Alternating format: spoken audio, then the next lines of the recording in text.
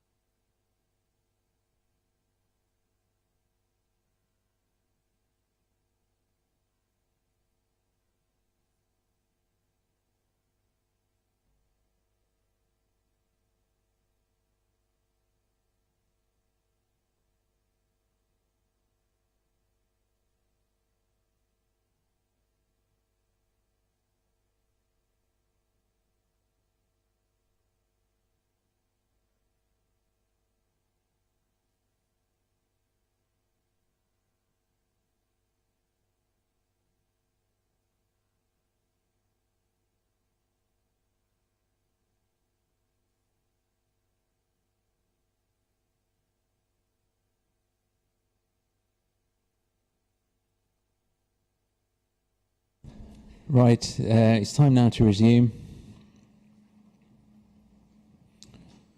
Next we'll hear from Catherine Bentham, the planning witness for the appellant. Mr. Young, if you'd like to start your examination in chief. Thank you very much, sir. Your name is Catherine Bentham, is that right? That's correct, yes. You have a Bachelor of Science degree with honours in Human Geography from the University of Reading, is that right?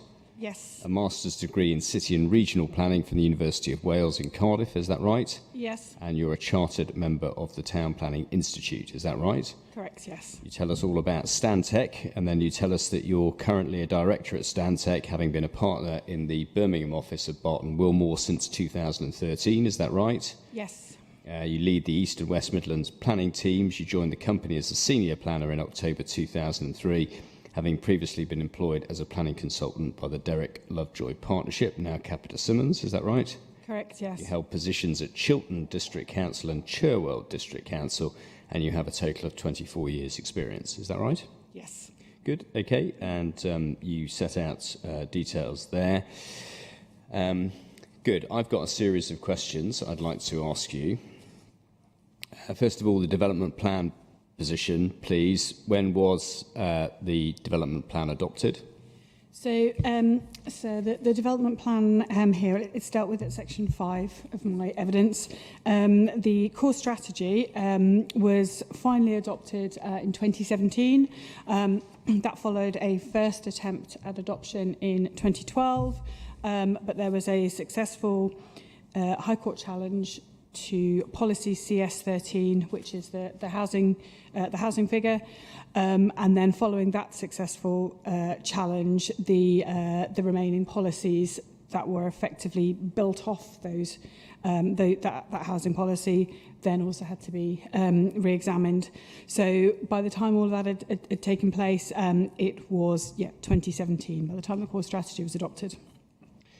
Good. And the reason for that, there was, I think, the University of Bristol challenged the plan, didn't it? And yes. The challenge was successful. Then there was a debate about how many policies would be affected, and the exactly. council contested that. And then eventually that was determined by the High Court, and then eventually it could be adopted. But that was after an eventual It was a long process. It was a long process, and the upshot being that obviously because the plan was the first attempt at adoption was in 2012. Then obviously what followed from that is that the housing target, which is in the adopted plan under policy CS13, is not an NPPF compliant assessment of housing need. Yeah, I mean the local plan inspector made a mistake over calculating the housing need, and that's why it was. That was why it had to be quashed. Okay, or parts of it to be quashed, I should say. Yeah. Okay, luckily we have the standard method now. Yeah, so it makes life a little bit easier. Complexity is no longer with us. The housing numbers for the plan period then, where do we find those? So the housing numbers for the plan period are in policy CS13, and that's, I deal with that at paragraph 5.2.6 of my evidence. Yep.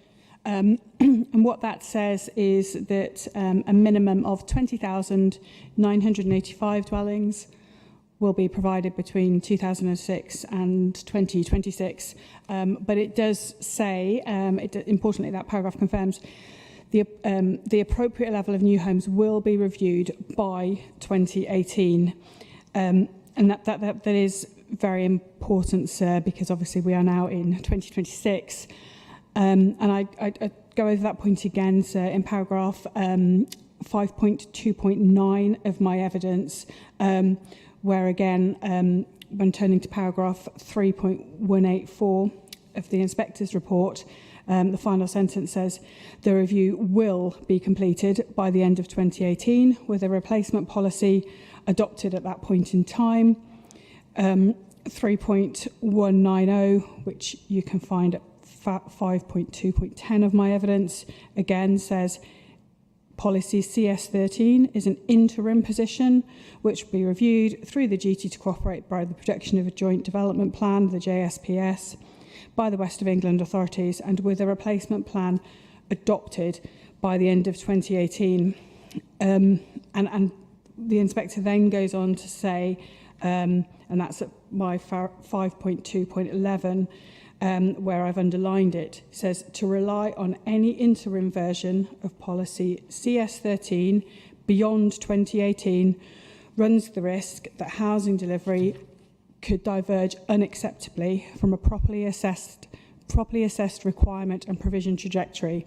And unfortunately, that is exactly what has panned out here. We are now in 2025, so some 7 years since the plan or review plan was supposed to have been adopted, and we still don't have a replacement plan and an NPPF compliant assessment of housing need in this authority. Yeah, I mean, it's been a catalogue of errors, hasn't it? First of all, the plan was quashed, then they didn't do the review, Yep. then they were going to have a West of England plan, that fell apart and was found unsound, targeting particular areas for housing based on political basis, I think, rather than any planning. Yep. Then they had another go, trying to do 3 of the authorities tried to work together. That hasn't happened. We still don't have a plan, and we don't even have a time scale, do we, for being certain about the adoption of a new plan, because they've got the option, potentially, to go down the new route and the new planning route, and the new plans, the shape of which we don't know what they look like. Correct. So as Mr Young said, the authority were supposed to be entering into a joint West of England strategic plan. For various reasons, that plan ended up effectively being withdrawn in 2020. So, you know, arguably we're still now 5 years on from when that plan was supposed to have been the solution, and we still have no new plan in place. And as a you know, obviously we've now got changes to the national planning system. So as a result, we don't have a sort of current LDS which sets out the timetable for the new plan. No. Well, the previous government didn't seem too concerned about a lack of plans. Many sitting MPs, prominent members of the government, sat in this constituency and the surrounding areas. The new government seems to be more committed to plan making and actually delivering the numbers. What's your view? Are we going to see these authorities continually get away with not producing plans? No, I think under the new system there will be there will be a plan that comes forward in North Somerset. The issue is the time that will now take, because I mean, I'll come on to explain it, but obviously in this council position, their housing numbers have gone up, so now they've got to go and find more land effectively. So there will be, hopefully, a plan in place. It's just the time that's going to take. And obviously, we're now going to effectively hit the position where the current core strategy covers the period 2006 to 2026. 2026 is next year. There will not be a new plan in place next year. So as of 2026 will be absent a core strategy in North Somerset. As far as the plan that we do have, accepting, of course, it's all completely out of date, the housing numbers are wrong, the 5-year land supply means all the policies are out of date, it doesn't address the needs of the area, it's got very little relevance, but to the extent that we have to look at it, what does CS14 tell us, please? So CS14, which, as Mr Young said, it is out of date. It's agreed with the council in the statement of common ground that it's out of date, and it's been confirmed in multiple appeal decisions that it's out of date. But what that policy does is it seeks to distribute the out of date housing requirement amongst the settlements in in North Somerset. So the starting point is Weston Supermare, Nailsea, Clevedon and Portishead, and then it goes to the service villages, and Backwell is one of the service villages. Yeah, so that's its status. It's not at the top of the hierarchy, it's further down. But we know, don't we, the council has been consulting about proposals for large-scale development of Backwell. Is that right? Yep, correct. So, what does that tell us about the location as a suitable location? So what it does, though, is it really continues to cement the council's view, correctly, in my opinion, that Backwell is a suitable and sustainable location to accommodate further growth. The draft local plan, as it was last year, was proposing a draft Greenbelt release in Backwell for just over 500 new homes. And that was when the council were working to a housing target which was approximately 9,000 homes lower than it is now under the new standard method. So I think it re-emphasises that locations such as Backwell are going to have to continue to play an important role in the future growth of this authority. Good. Next, please, CS32. So CS32 is the policy which CS14 directs you to when you are dealing with growth effectively in service villages. And you can find that policy, I've summarised it, it's a paragraph 5.2.18 of my evidence. And effectively, it's a sort of criteria-based policy, and there are seven criteria in that, of which it's agreed with the council that in respect of that policy, we don't breach any of them. What it then goes on to state is that where sites are outside the settlement boundaries and in excess of approximately 25 dwellings, they should be brought forward as allocations through local plans or neighbourhood plans. But Sarah, I'm sure you probably read the previous appeal decisions, or the most recent ones, the two at Yatton and the one the previous one in Backwell, which are all in as core documents. And it's important to note that there's a few points really here, but because the housing numbers are out of date, the settlement boundaries are therefore out of date as well. And in fact, it's also been concluded that arguably the settlement boundaries are out of date regardless of the housing land supply position, because their settlement boundaries don't even take account of the sites which are allocated in the sites and allocations plan either, so they don't even take account of existing allocations. Yeah, I mean, this idea, sites outside settlement boundaries, but are the settlement boundaries up to date? No, they're not. And it's been confirmed in as I said, in the sort of three previous appeal decisions that I mentioned, that effectively, insofar as there's any breach of that, it's purely a technical one, and that the policy itself attracts no more than limited weight, and that any breach of that policy also attracts no more than limited weight. Okay, so what's your overall conclusion then in terms of the sort of development plan position? My overall conclusion is that the starting point is that for this appeal, it's agreed that the most important policies for the application are out of date. As I said, policy CS13 was very clearly an interim policy, and CS14 and CS32 build off that. Therefore, in effect, that those policies are all out of date, and therefore I conclude that that the appeal scheme is in accordance with the up-to-date policies in the local plan, and that insofar as there is any breach of either CS14 or CS32, that attracts no more than limited weight in the planning balance. Okay, good. What conclusions have been reached by other inspectors in relation to the weight to be afforded to CS13, CS14 and CS32? Okay, so I think actually, you only actually my proof for this, so the relevant extracts are in there. The first one is the Moor Road scheme, Moor Road in Yatton, which you can find at my paragraph or quote 7.1.8 of my evidence. And what that appeal says at paragraph 68 is that what he says is, to my mind, this means that policy CS13 is clearly out of date, as is policy CS14, which simply seeks to redistribute this out-of-date housing figure, having regard to settlement boundaries, which self-evidently also have to be seen as out of date. And then he says, as policy CS32 also makes reference to settlement boundaries current at the time of the adoption of the core strategy, I consider that it too has to be out of date. Good. Okay. Excuse me, sorry. And then, again, I won't read them all out, Sarah, but you can see at my paragraph 7.2.2, I deal with another appeal, Rectory Farm in Yatton, and the paragraph that I cite there is paragraph 140 of Inspector Harold Stevens' appeal decision. And again, he also comes to the conclusion that CS14, CS32 cannot be given full weight, and he also does not agree with the position that the council advanced in that instance, that significant or moderate weight be given to those policies. Good. Okay.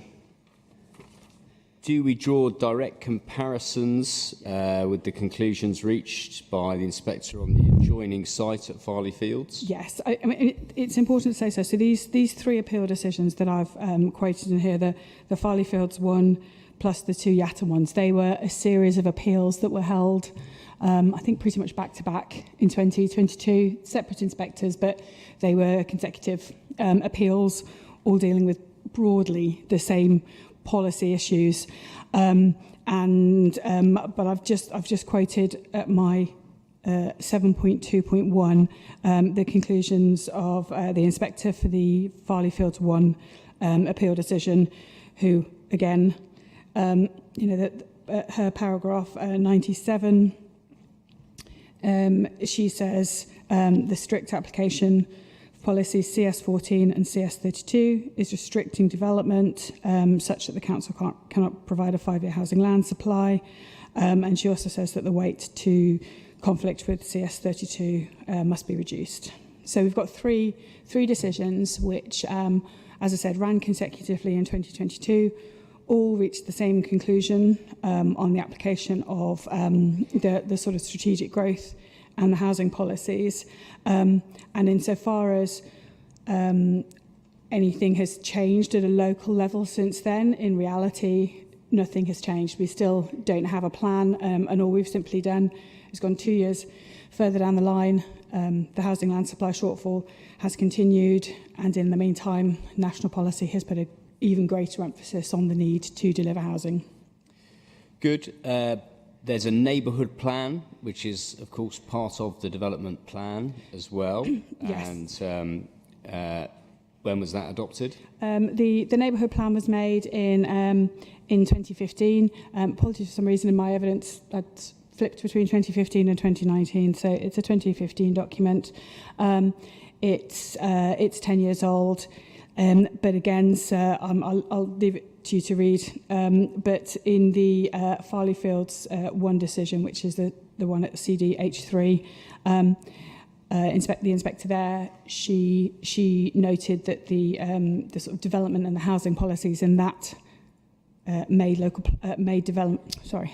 neighbourhood plan were again founded on the basis of the out-of-date core strategy housing requirements. So again, insofar as there were to be any conflict with the housing elements of the neighbourhood plan, she reduced the weight to that. Yeah, and what the neighbourhood plan did was define the local green space. Does this proposal propose development on the local green space? So it's the site allocations part 2 plan which defines the local green space. No, this development does not propose, this scheme does not propose any development on the local green space. Okay. It was agreed in the previous appeal, the 2022 appeal, that there was no conflict with the neighbourhood plan. Yep.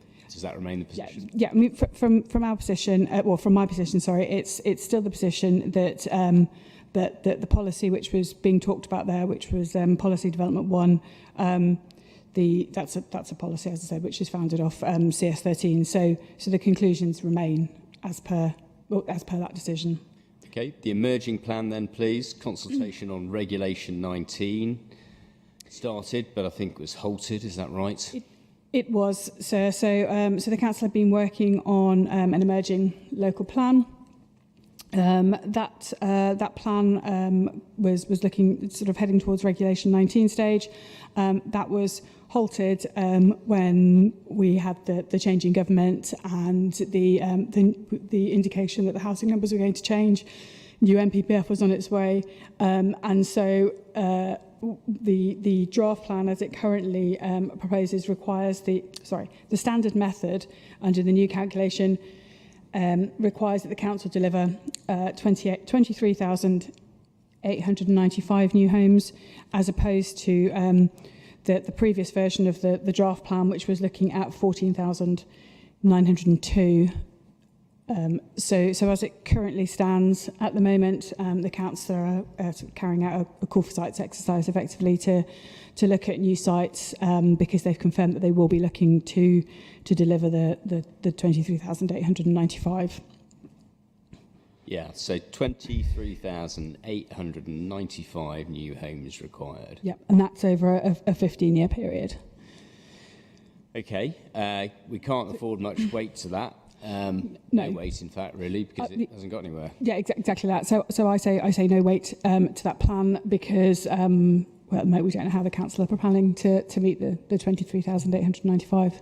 Yeah, and given there's an uplift of about 9,000 homes on the previous plan, what might we reasonably assume about Backwell? I think you can probably assume that in terms of Backwell, that the existing draft allocations are probably going to stay, and there may well be more coming Backwell's way. We have, there's a number of obviously we're relatively close to the coast in this authority. There's quite a few sites which the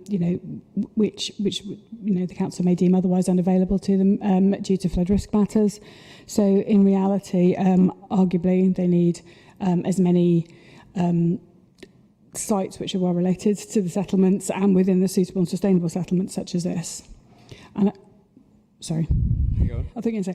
And I think the other sort of point to be mindful, Sarah, and I included the extract in my appendices, but in January this year, I think it was on the 26th, and it's at my Appendix C.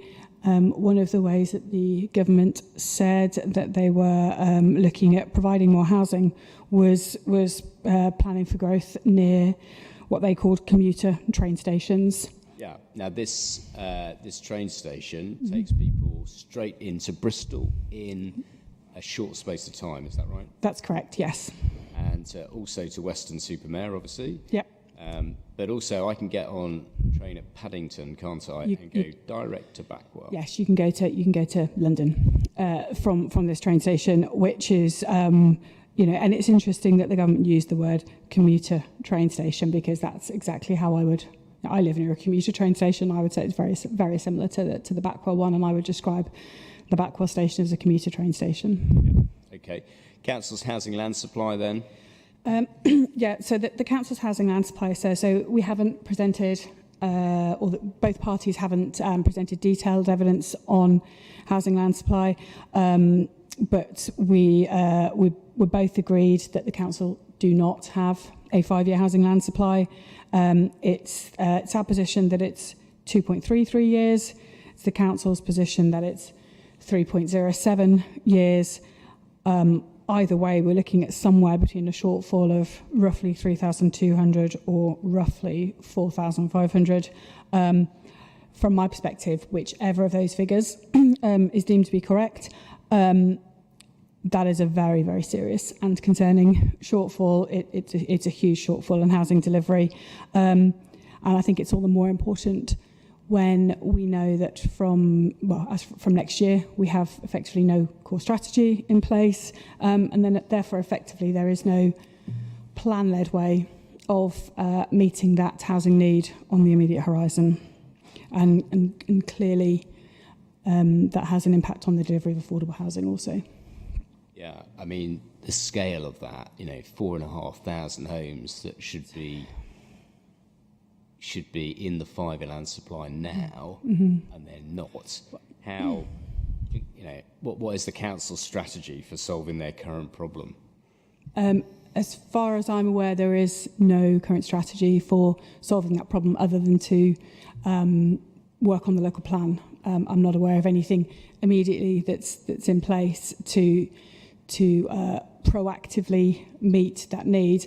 And obviously, bearing in mind that 5-year housing land supply is a minimum requirement and it's a rolling target as well. So, we're shortly going to hit a new monitoring year from the 1st of April. So, one could argue that increase may grow again. Yeah. How many houses are proposed on this site?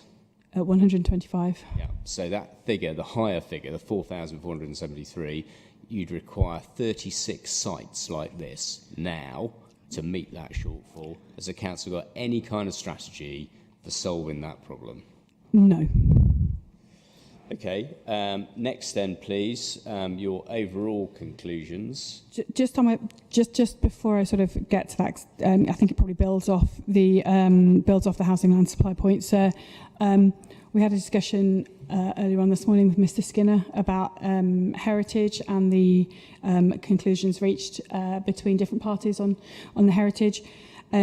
Just building off the sort of housing land supply point, if you were, sir, to conclude that there was any harm to the heritage asset, then obviously you would have to conduct the heritage balance, distinct from the sort of wider planning balance.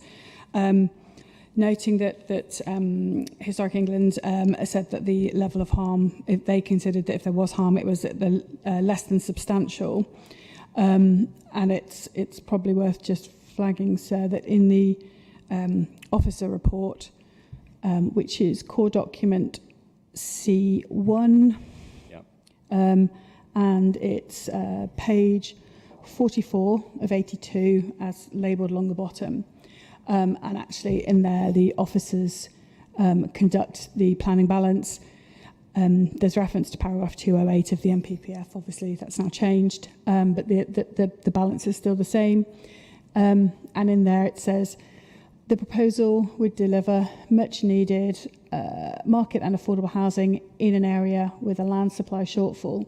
And as such, it is considered that the minor, negligible, less than substantial harm to the setting of the church that would occur if the scheme included appropriate mitigations is negated by the public benefits of the scheme.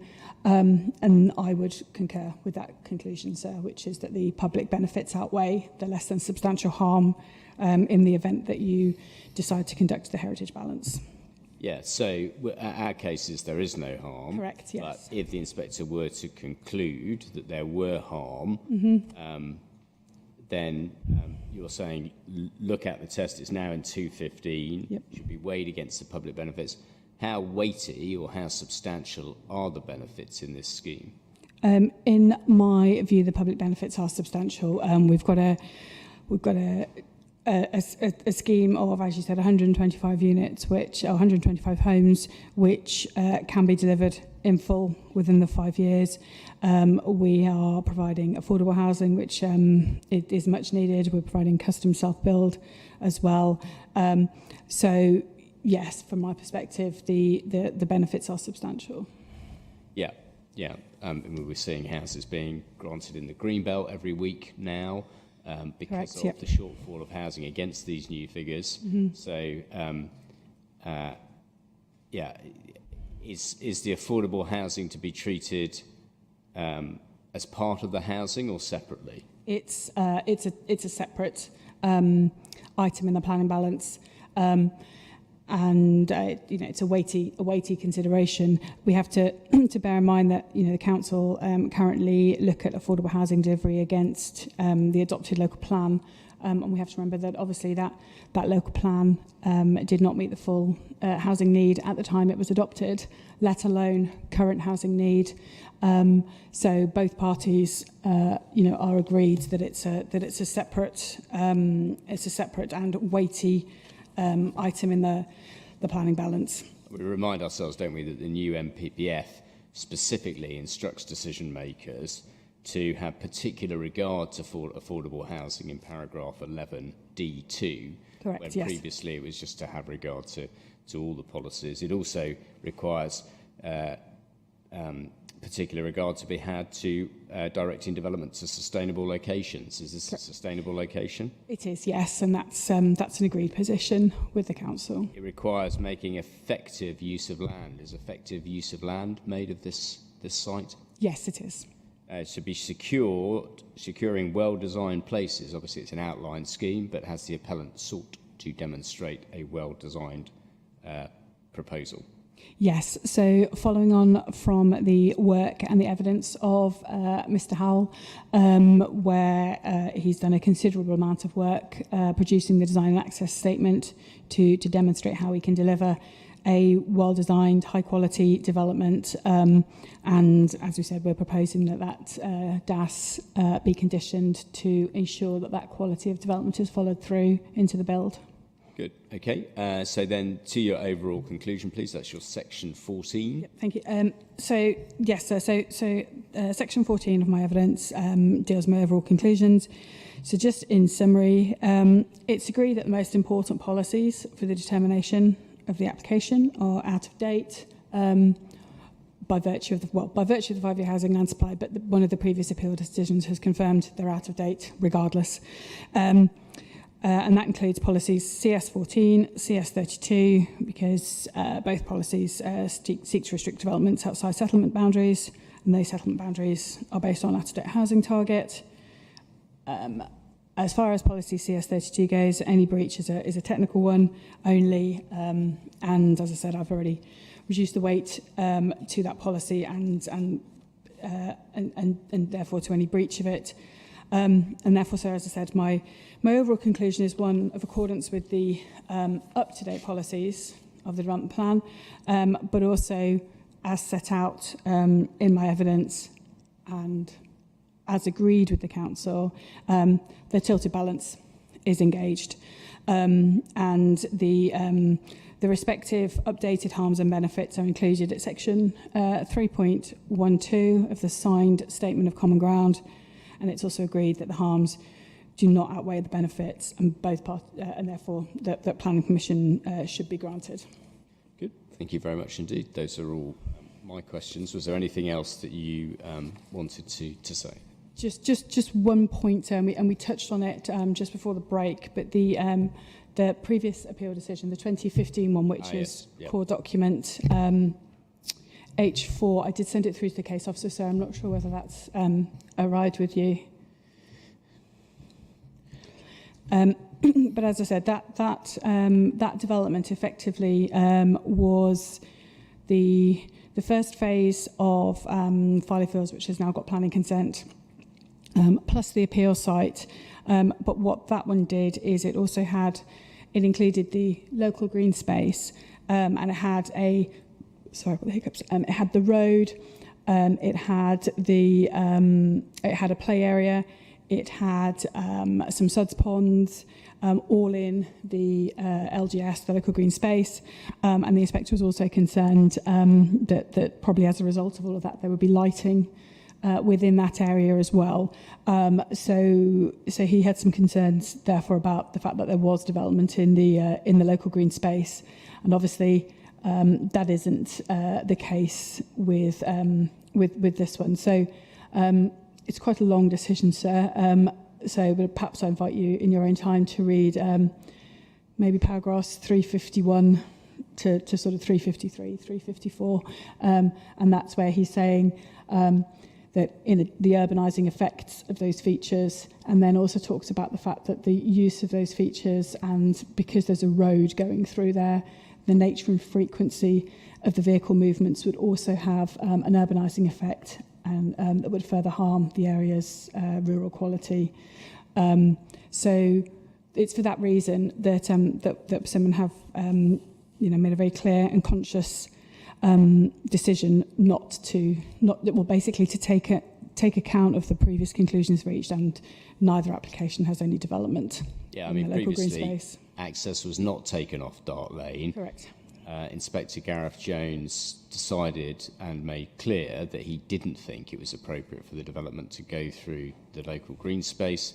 Paragraph 349 survey talks about the link road and the footway, but also the attenuation basins and the play zone. So there was a series of developments proposed, all of which he then comments on in the subsequent paragraphs, and comes to the conclusion that's unacceptable. Is that right? And so this proposal doesn't seek access that way. It takes it from Dart Lane instead. That's correct, yes. Yeah. And as far as the overall conclusions are concerned, so we just invite you to look at 370. The inspector said, I'm persuaded by the evidence, largely due to the consideration summarised in the preceding paragraph, that the scale of the development proposed would necessarily be disproportionate to the settlement, or that as a matter of principle it would have a significant effect on community cohesion. So he makes those observations as well. This proposal doesn't touch the local green space. Correct, there's no development on the local green space. Yeah, good, okay. Thank you very much. Is there anything else? No, that's everything. Thank you.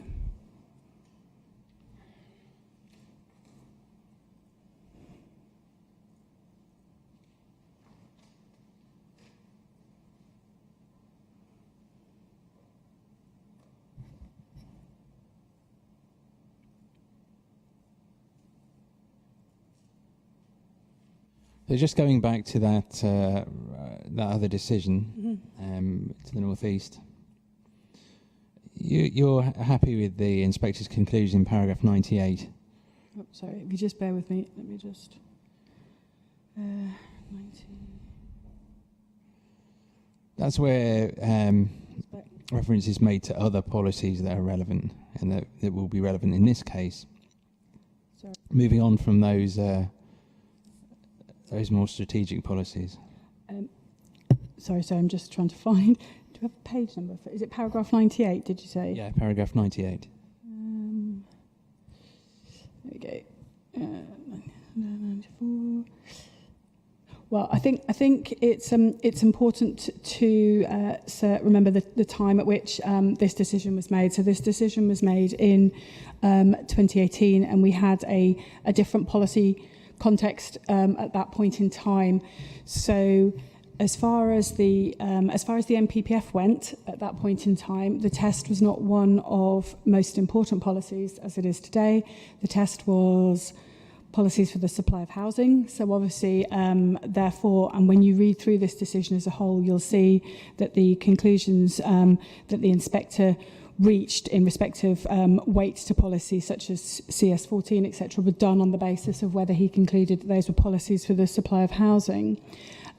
We also then, in terms of the neighbourhood plan, at that particular point in time, we had the written ministerial statement in place, which required that if there was when the neighbourhood plan in that instance was only 3 years old, and therefore the test was one of 3 years housing supply at that point in time. So the policy position and the way that he assessed the policies and the conclusions that he drew in respect of weight to those and applicability were linked to the national planning policy position at that point in time. I suppose the point I'm trying to establish is whether you think that those policies are consistent with the framework or not. The ones in paragraph 98, he's talking about he doesn't. Sorry, I might be talking. So these are just the more broader policies that relate to landscape, character and appearance, heritage. These the more general policies. Oh, the more general policies.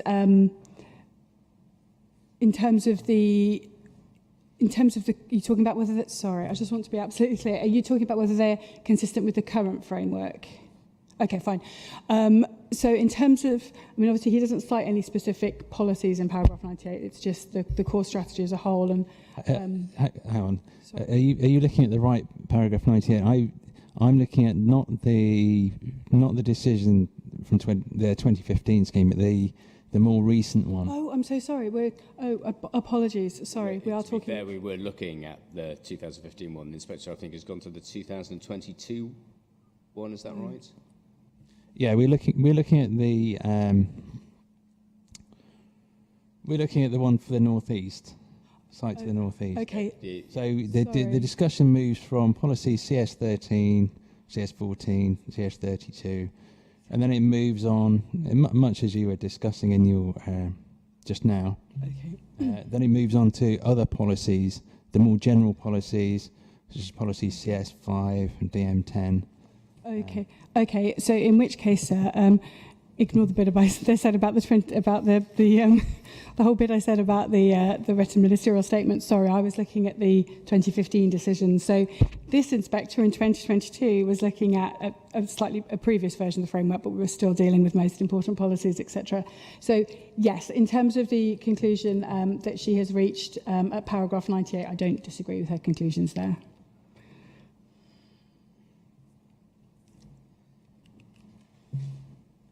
And in terms of, I mean, it's a point that's often gone into in great detail, but I don't have much detail in relation to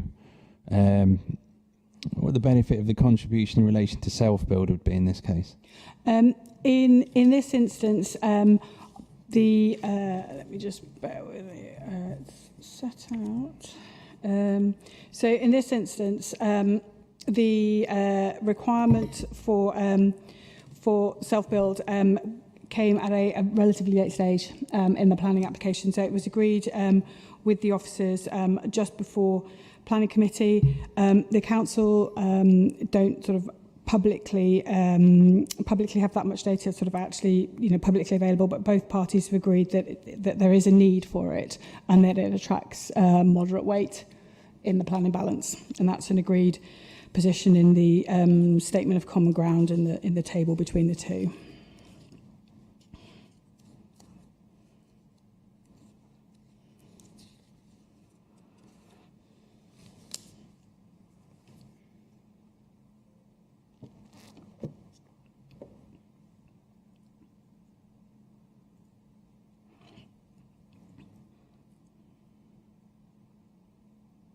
Just on that, so as well, again, I just if I direct you to the officer report, and it's on page 18. The officers deal with it at page 18, but again, they confirm the need for it. Hence, as I said, why it's an agreed position between the two parties.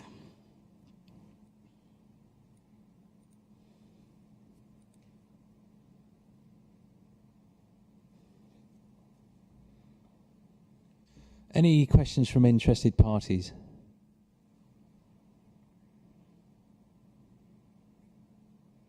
Hey, Mr. Young, was there anything else you'd like to?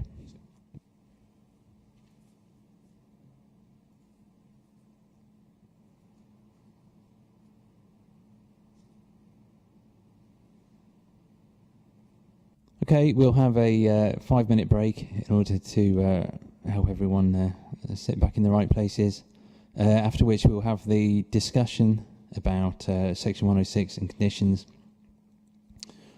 So if we'll adjourn now till 2:05.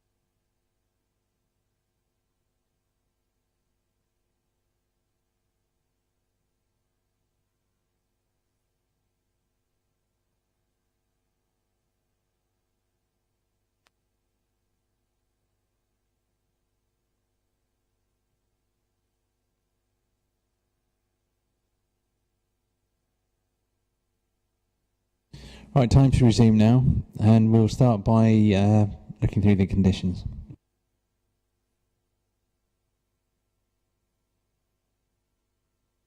Has everyone got the list available? So, well, I'll go through. I won't necessarily talk about all of the conditions, but I'll highlight the ones I want to talk about.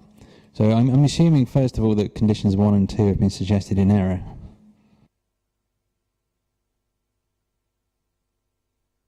They look like they belong to a planning permission rather than an outline. We had spotted already that 2 is actually duplicated within 6, but yes, 1 is not needed either, given that 4 does the job for an outline application.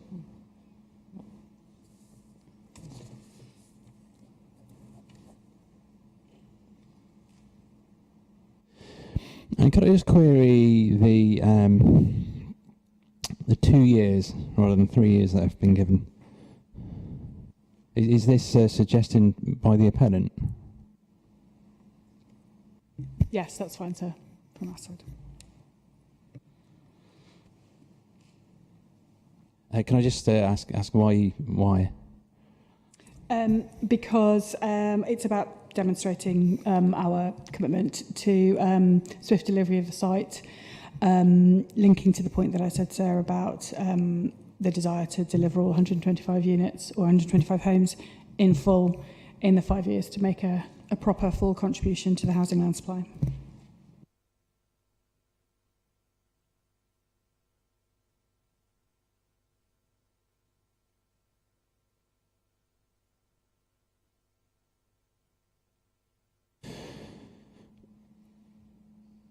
I'll come back to those timescales when we come on to the section 106, rather than do that now. But for now, moving on to condition 6. There are a number of documents in there which are not plans. Can I suggest that the relevant plan is the access plan? Yep, that's absolutely fine, sir. And returning to the discussion we had yesterday about what that access plan shows, do we need to be specifying what it is about that access plan that actually needs to be implemented? Yes, I would suggest so, sir. Let me just find the plan.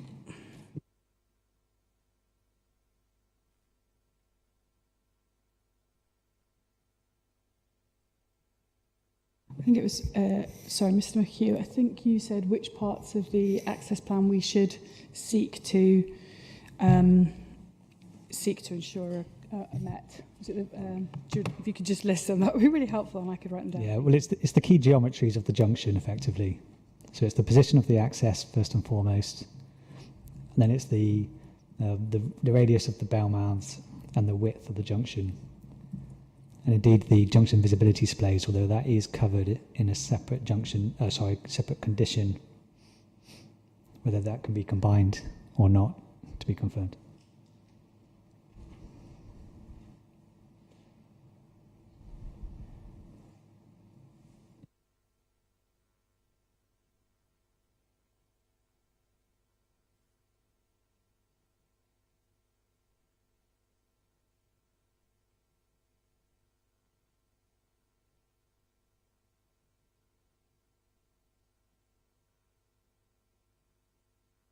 Now moving on to condition 7.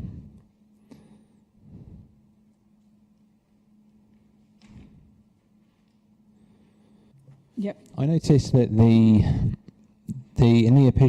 decision to the northeast, there were 2 conditions rather than the 1, which I think recognised the fact that the statement was not a plan. Would you think that would be appropriate this time? Yes, I mean either that or I just added on the end following plans and documents, but either way, yes. If it's 2 conditions, then that's absolutely fine.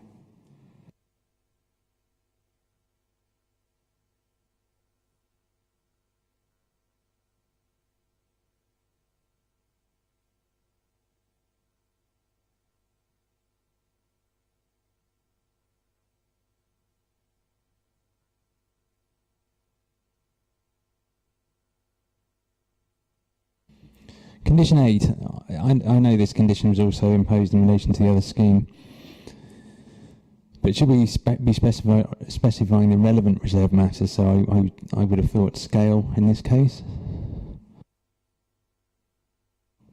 Yep, that makes sense to me. Yep, that's fine.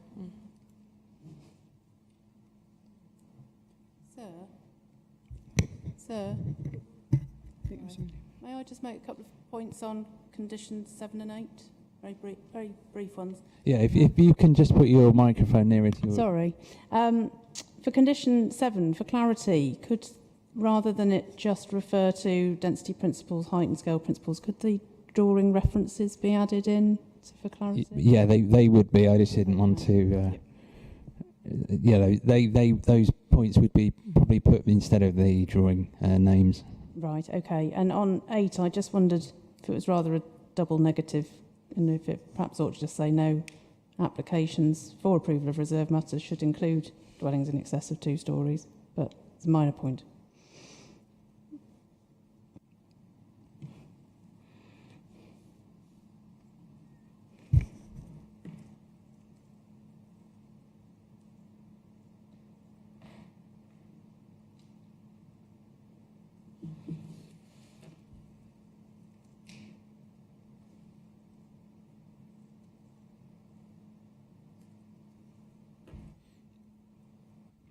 Can I just clarify in relation to condition 9, which is the phasing plan? Again, that's a condition. It looks like it was imposed on the development to the northeast. Can I just clarify what the phasing plan would entail? I think it would literally just be a sort of distinction really between where the self-build plots are going or the custom self-build, and the rest of the development. Arguably, obviously, that plan is captured potentially in the 106 as well.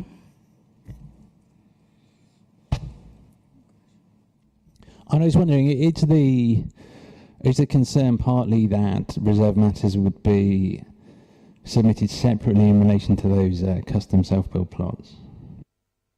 They would be, yes, so they would be separate to the for want of a better term, the main reserved matters submitted by the appellant. So, given that the Section 106 already will establish where the self-build will be, are we really more concerned about trying to make a distinction between the submission of reserved matters separately? I mean, is that the real thing that we're trying to get? That's where it sort of came from, sir. I mean, arguably, obviously, you don't have to submit reserved matters all in one go in any case, but I think it's just to sort of provide some clarity.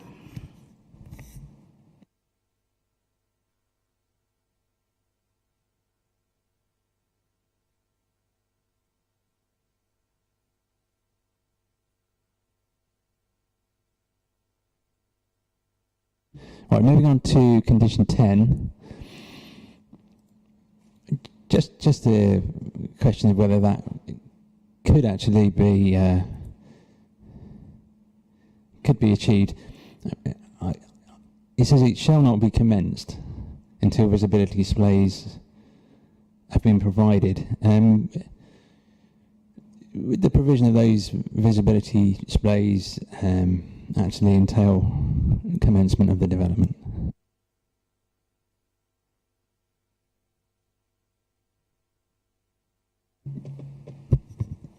I guess we're discussing the definition of commencement, aren't we? Is the construction of the access commencement of development? Yeah, exactly. Yeah. I simply suggest we don't make that a pre-commencement condition because it doesn't make sense.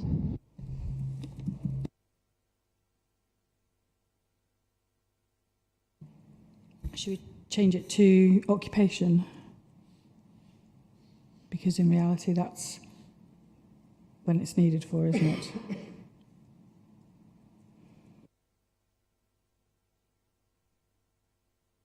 Well, it's going to depend really upon whether construction traffic is going to be using that access. I would have thought that the visibility display needs to be produced at an early stage in order for it to be a functional access.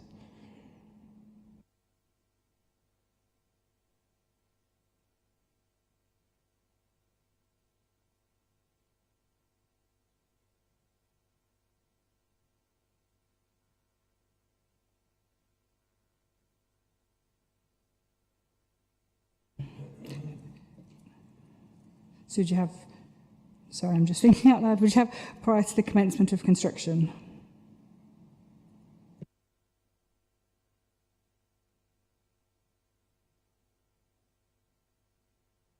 And then it separates it out from the development.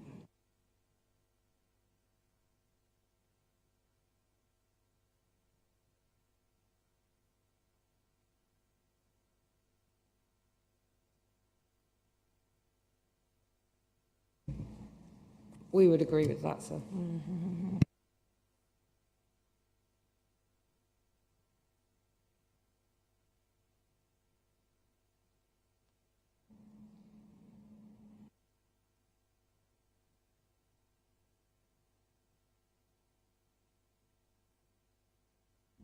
Sorry, it's an important point.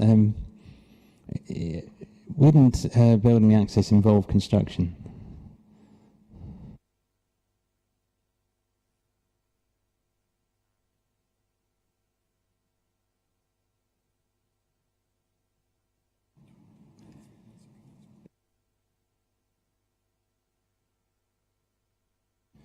Are we really, is it what we want to achieve here is to restrict use of the access until those visibility displays have been provided?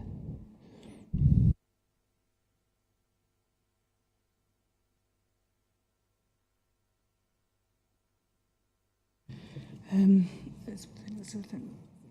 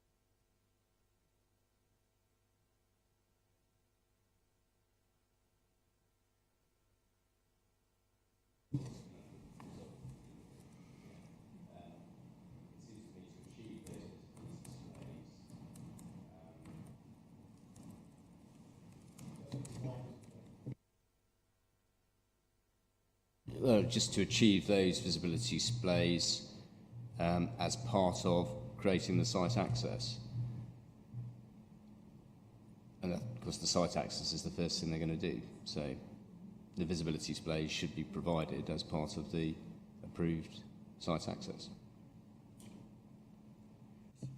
So can I make a suggestion? That perhaps we say that the visibility displays are the first element of the development to be constructed, and then in any event completed within 3 months of commencement.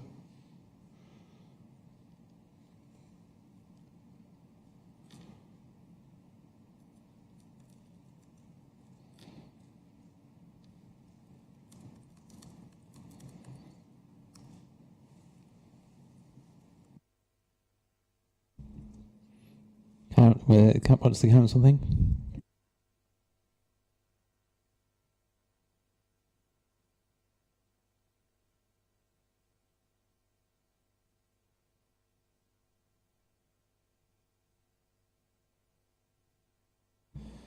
Condition 11 is the one we discussed earlier about the lighting strategy. I think the easiest thing to do would be to use the condition as drafted in the HRA and reference the HRA.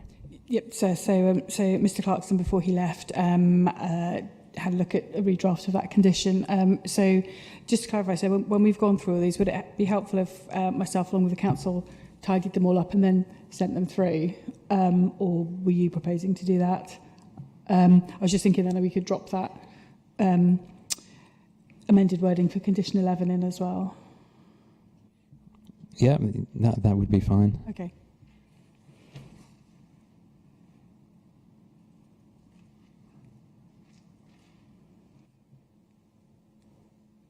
Sir, if I may, on the subject of lighting, I note that the Environmental Protection team submitted comments on the application, and one of their conditions was in relation to lighting, albeit perhaps not from an ecology perspective, but those conditions don't seem to appear in the list. So there was a condition there in respect of lighting, one in noise, contamination, remediation. I can't see those in this draft list.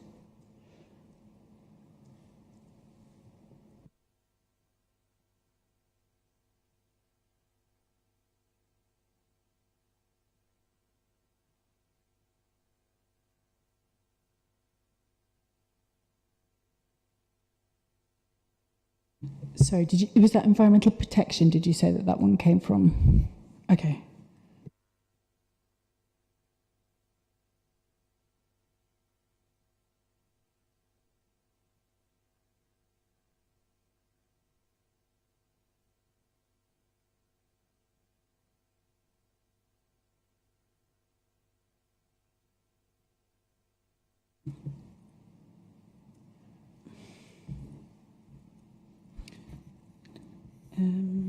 Okay, I found their response, but I can't see anything on lighting in there.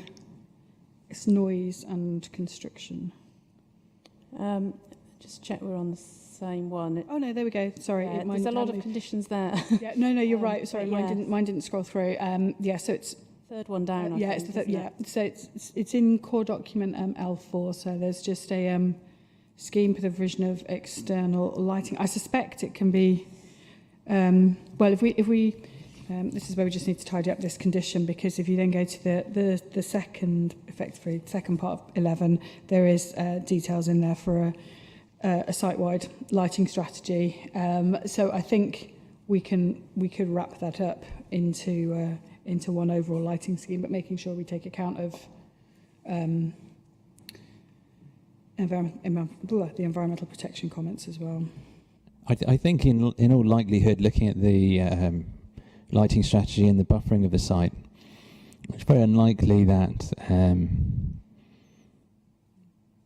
there would be anything more to do to address neighbours, simply because the requirement is for light not to shine into those buffers. So it's unlikely that it would shine beyond, if that makes sense. That condition might not be necessary, therefore.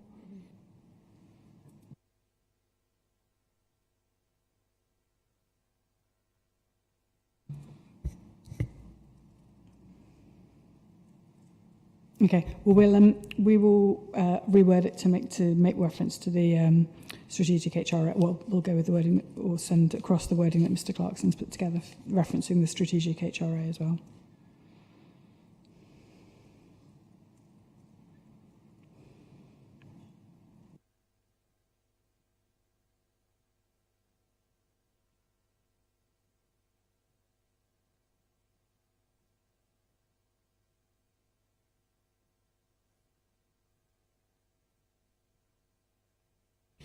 In terms of condition 12, which is a condition that would cover a lot of the environmental impacts,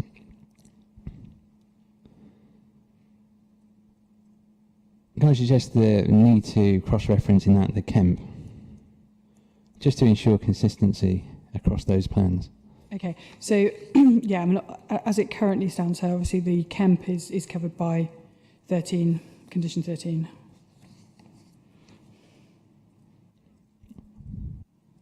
Yes, but what I mean is, rather than two plans being produced and one being implemented in ignorance of the other, just to ensure that the the two are consistent. Okay, that makes sense. Sir, may I just make a point to that? I think that makes a lot of sense in terms of creating consistency. But this might be useful for the appellant and for North Somerset if we draw out a few things.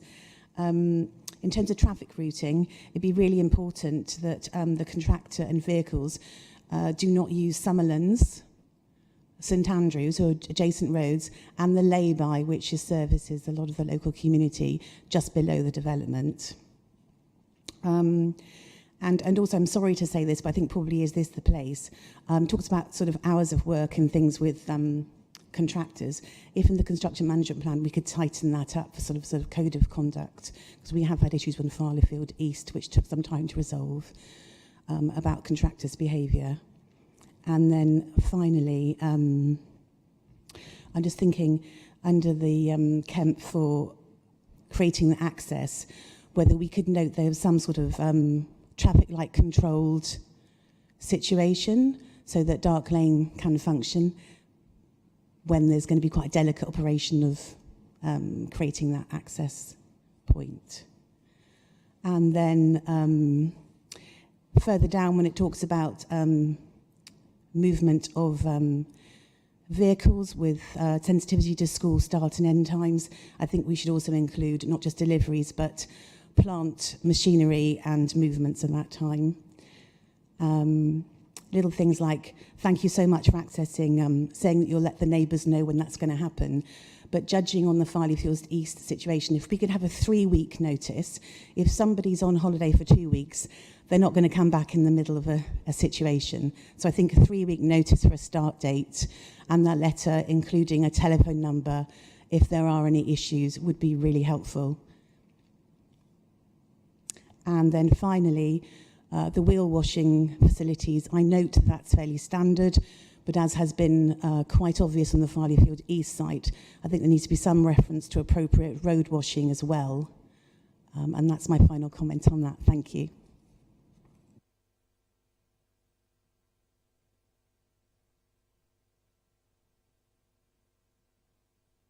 So you mean cleaning the road of any dirt that comes off it?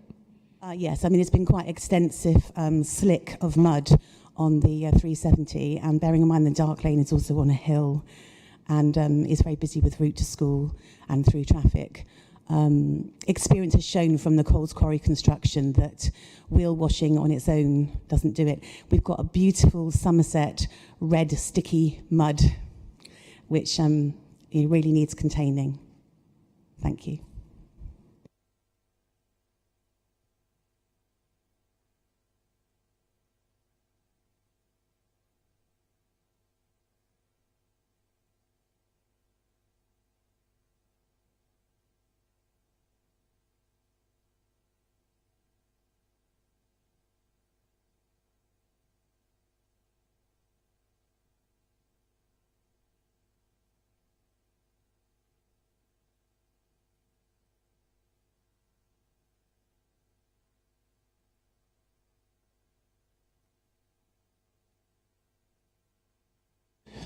Just looking again at the list of conditions that was proposed by the environmental protection team, some of those points are slightly more detailed. For example, in relation to dust, dirt, emissions to the air, noise and vibration control. You're happy that some of those more detailed points are drawn in? Yeah, in terms of the, so we're looking at their items A to L and doing one that's closer to replicating that.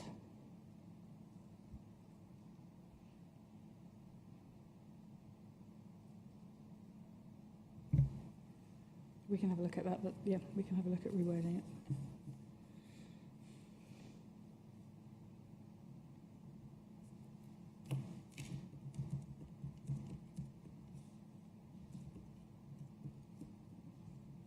The only other point is in relation to, he's asking for details of lighting to be used in the construction phase. But I would suggest that that's something that should have been already addressed in relation to the lighting strategy. Correct, yes. So again, we'd be looking at a cross-reference to the lighting strategy. We can do, yeah.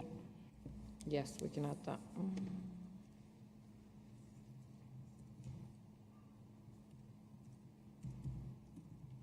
And I just checked with the council, your environmental officer specified specific hours. Are you happy just to leave that to agreement at a later stage?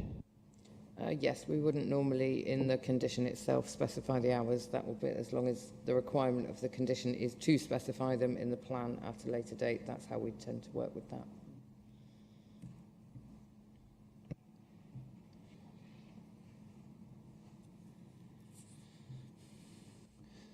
Moving on to condition 13 then, which is the Kemp. Again, would it be useful for this condition to cross-reference the HRA and also the EIA? That is, given that the EIA specifies a lot of the measures that are relevant, as does the HRA. Yep, that's fine from our side, we can do.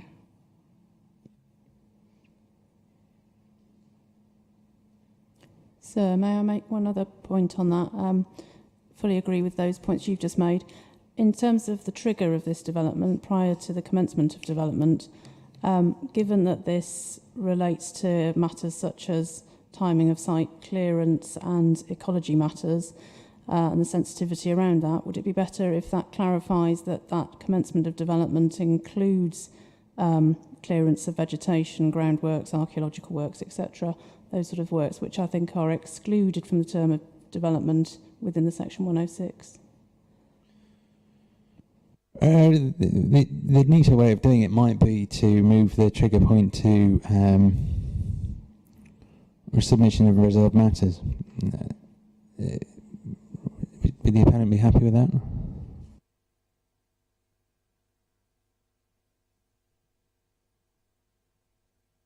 Sorry, I'm just checking with my client, if you can just bear with me. Yep, that's absolutely fine from our side, sir.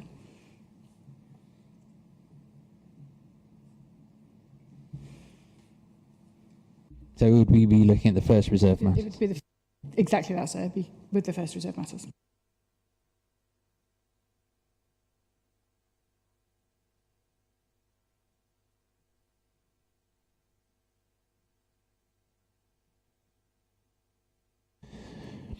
And how about the LEMP?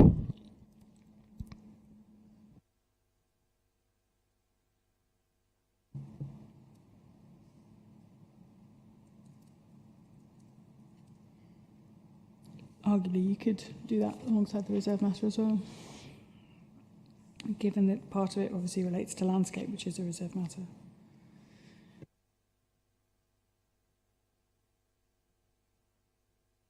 So just to confirm, you'd be happy to do the Kemp and the LEMP with the first reserve matters?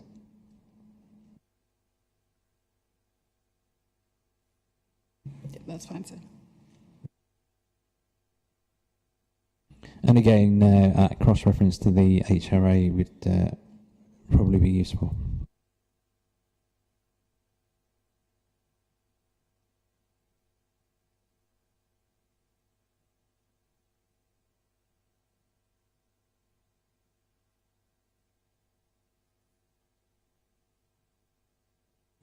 So may I just add something on point 14 then, please? Just we mentioned earlier today about the ecology area and a commitment to protect that ecology area whilst their hedge is maturing. I mean, I guess that can be included in the LEMP, but I think it's worth highlighting at the moment. Not protection from animals, because it needs to be wildlife friendly, but protection from the little humans that will be adjacent to that area.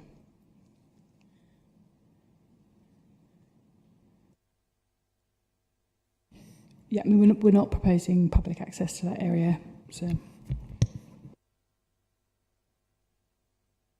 Oh, and just to include the point that was raised by Natural England, which was to add something to that LEMP condition.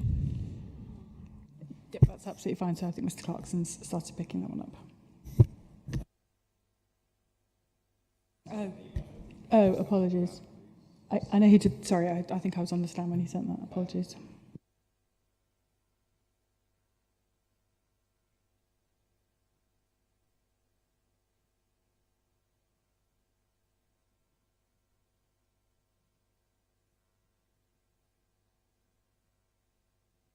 To the development, a site-wide lighting strategy should be...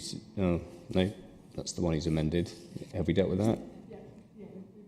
I'm sorry. So we've dealt that one. Busy with the closing submission, so less than no use. But is it 14? It's 14, we're just looking He's included a sentence in Roman 1. This will include details of fencing to protect habitats within the SUDS area.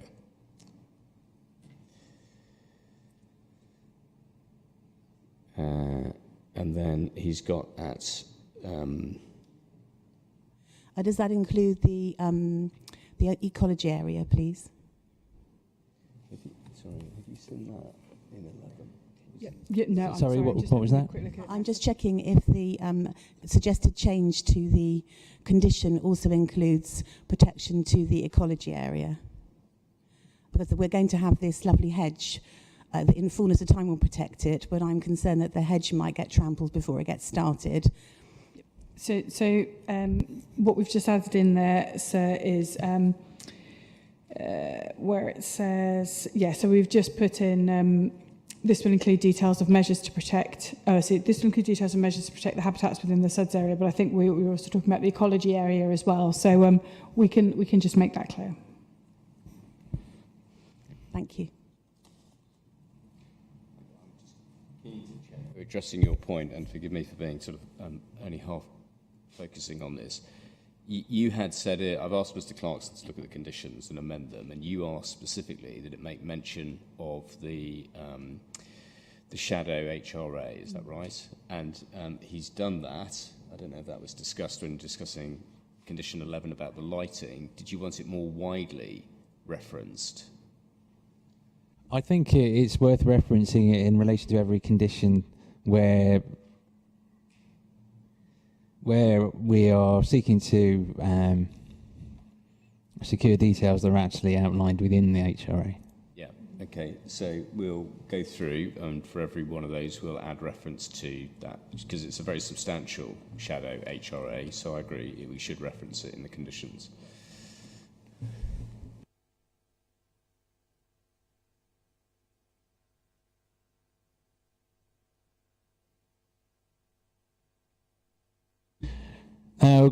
Condition 15.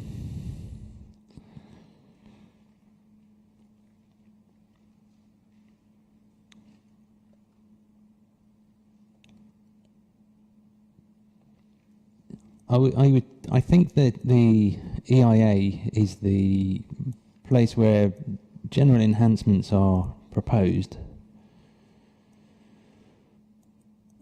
And in terms of details of where they would be, those roosting places, is that something that would be better secured in relation to relevant reserve matters? Exactly that, so I think it comes back to the point that we talked about previously, is that, that's with reserve matters.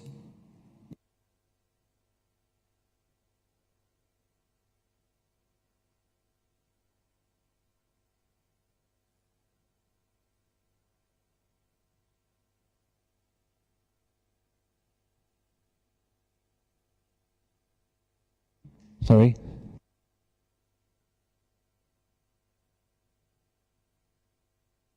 Just to check what we are agreeing on. Are we looking at a condition which is seeking to implement the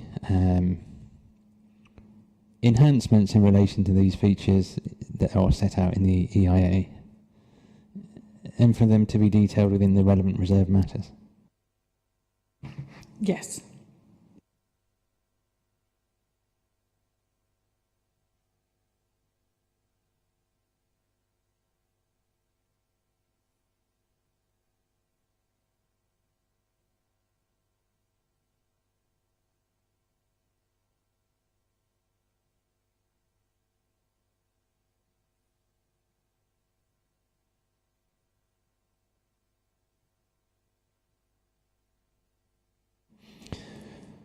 Condition 16, I think, is a bit vague in making reference to substantive development.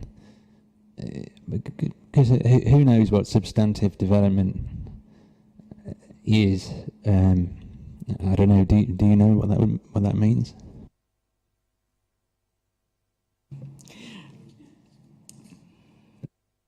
And the other problem is, I see that the purpose of that is to update survey information, but it's not clear how that would be used, because you're giving a 3-year period, and that will be reflected in reserved matters applications, but those reserved matters applications could already have been cleared.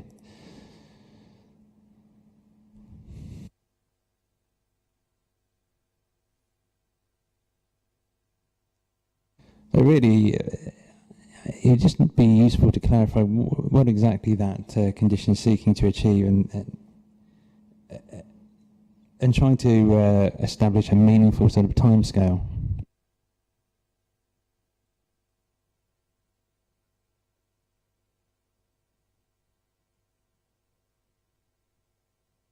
I mean, it occurs to me, sir, that it could be related to condition 4 on the approval of reserved matters. So if that hadn't taken place within the time specified in condition 4, then condition 16 would kick in. I'd probably just query the necessity of it, because if we haven't met the timescale for the requirement of reserved matters, then we can't continue with this permission. So in which case, I personally, I would say that condition is not necessary.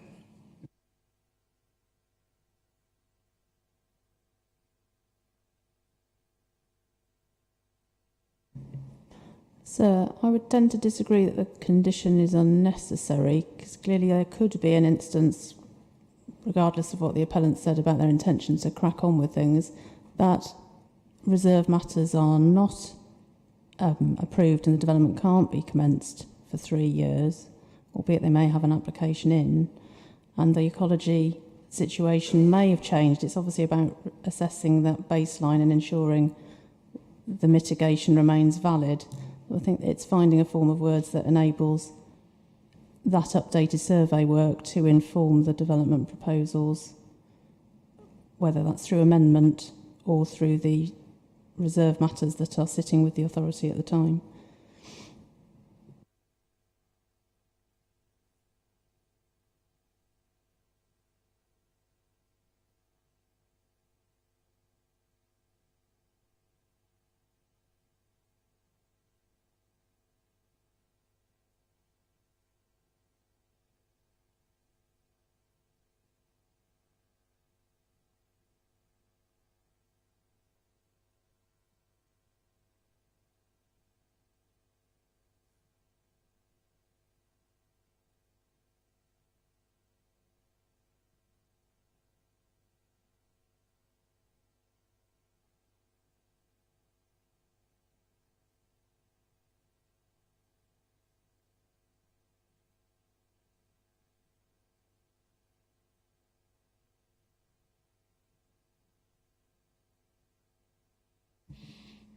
Any more ideas?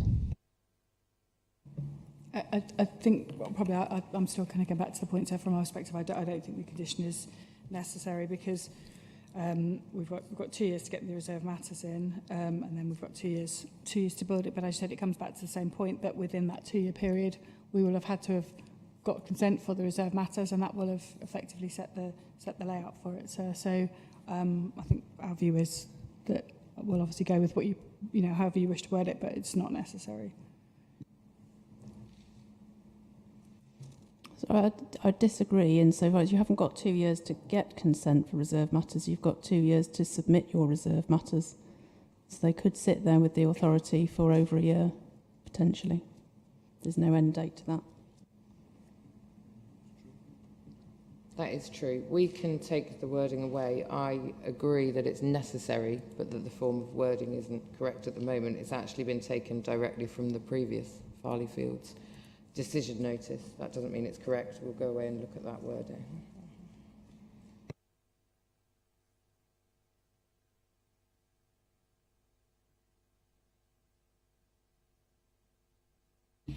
Okay, then moving on to condition 17. This is in relation to the topographical survey.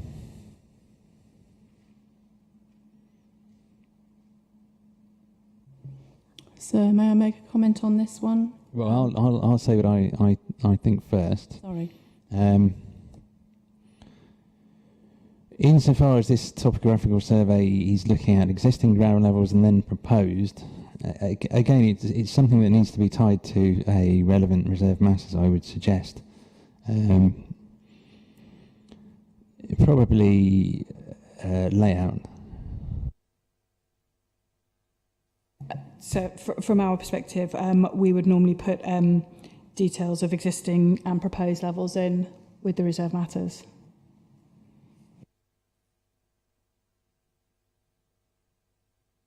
So you're happy just for a generalised reference again, or a specific reference to a reserve matter?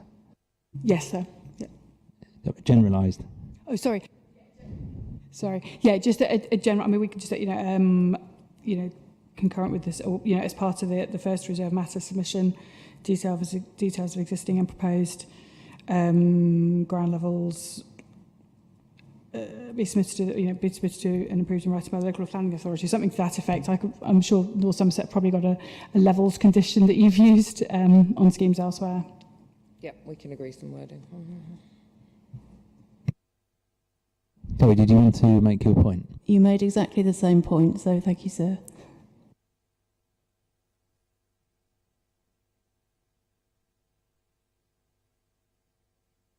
Condition 18, the archaeological condition, just a query.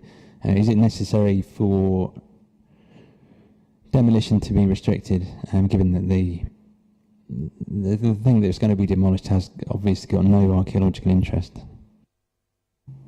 That was the exact point that we were going to make. So if we could exclude demolition of the house from that would be appreciated.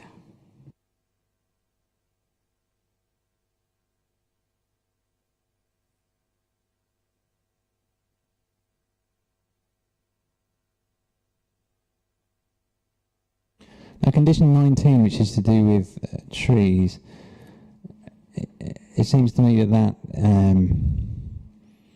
well, the question is whether you really need that information, given that there are a number of other conditions which are also seeking compliance with submitted information. So, condition 6 made reference to a tree protection plan. Condition 27 makes reference to the AMS. Are we really looking for compliance with that information?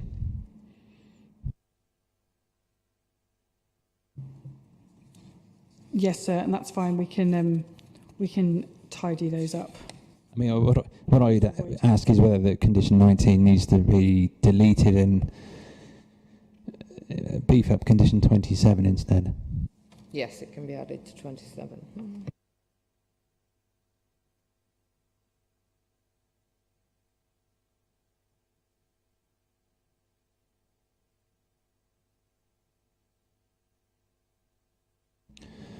Now, condition 20, I would just query the trigger for this condition.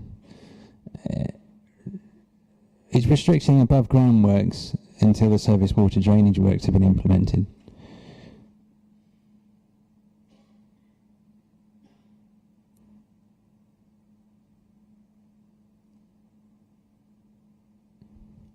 But of course, some above ground works are going to be necessary. For example, demolition of the existing building.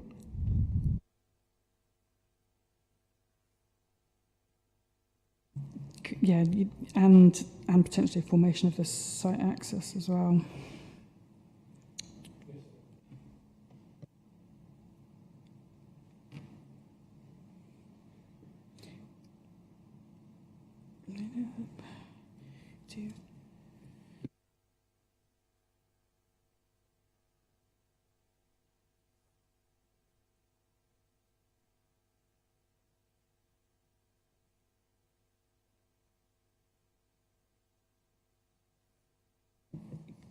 could be something to the effect of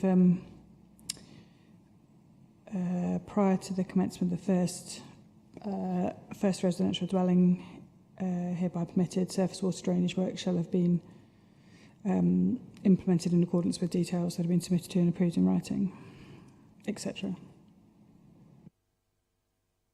Sorry, could you just repeat that?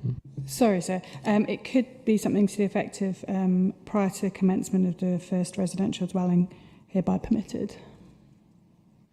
I don't know. I mean, if there's anyone here who actively works on these, implementing these schemes, it would be useful to hear from them. But from my observation, the piping is often put in before anyone starts work on any dwelling.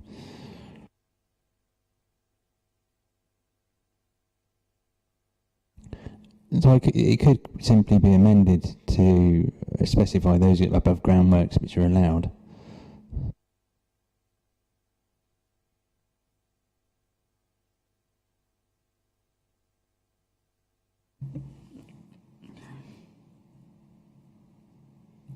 So effectively allowing demolition and construction of the site access, or construction access potentially.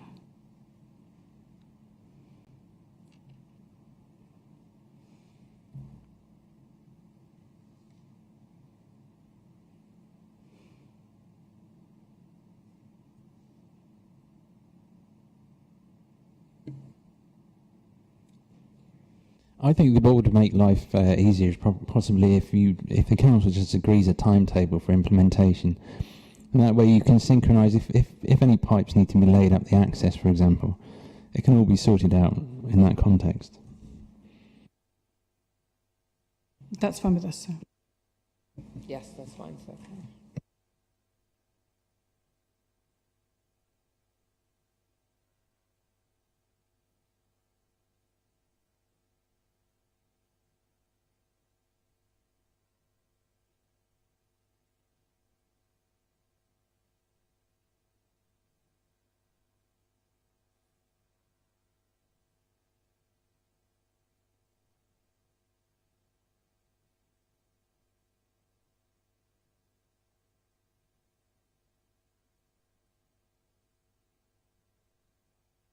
I mean, there needs to be some consistency between conditions 21 and 20, because 21 is making reference to a sustainable drainage scheme, whereas condition 20 is making reference to a surface water drainage scheme. I think so. You could probably wrap it up into one condition. Yeah, that could be a. Yeah, I think, and also because just dealing with the point that we've been talking about on condition 20, point 2 of condition 20 says, a timetable for its implementation. So I think almost if we, fundamentally that's what everybody wants to know is actually when's this going to be built and when's it going to be in by. So I think you could merge 20 and 21 and then put a time, well, if you look at the bullet point, for example, the first bullet point of 21 is a timetable for implementation and maintenance again. So I think you can create one condition by putting those two together.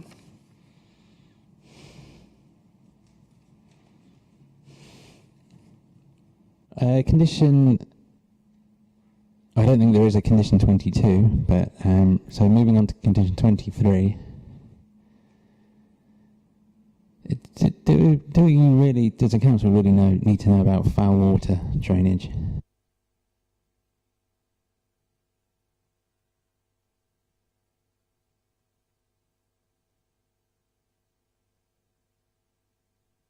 That is one of our typical standard conditions, sir, and I believe it was taken from, as I say, the previous Farleyfield's decision, but I haven't got to hand the actual detail behind that. I'm just wondering, I mean, is there any, I mean, sometimes there's an issue in terms of connection to the sewer network, but if there's no question in this case, is a condition necessary?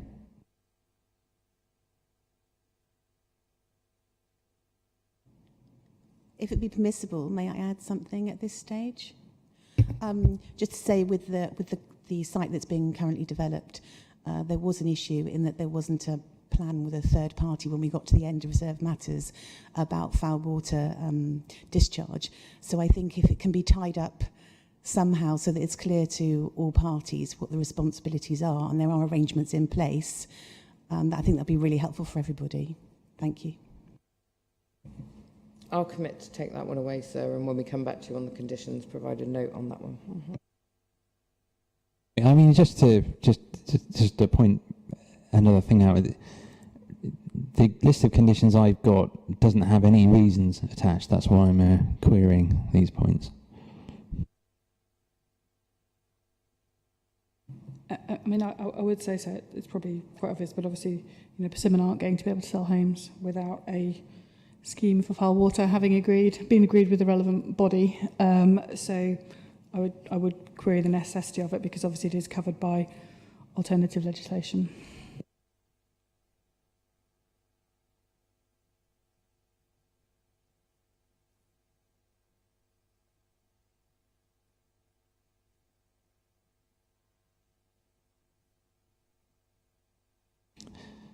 Condition 24, I would suggest isn't an appropriate condition because it covers details which are all within the reserved matters.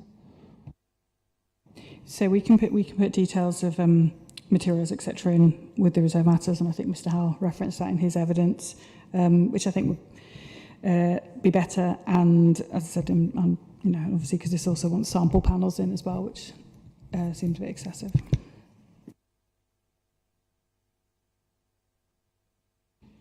So you're happy to strike that one out?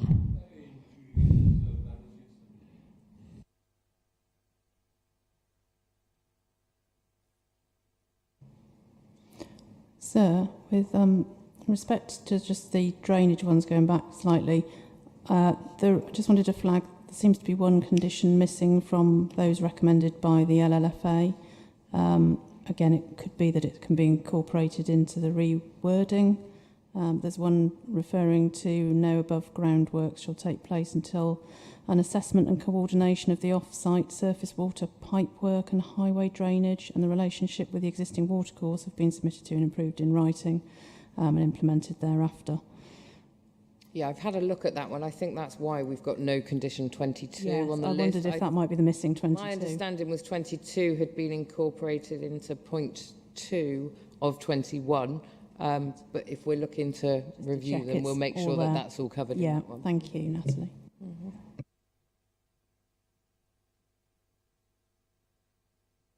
Just another point on condition 24, picking up on a point we discussed earlier in the design session. Reference is going to be made to the design and access statement, which covers matters of specific materials. Are we happy to just use that as a guide to the details that the reserved matters are going to be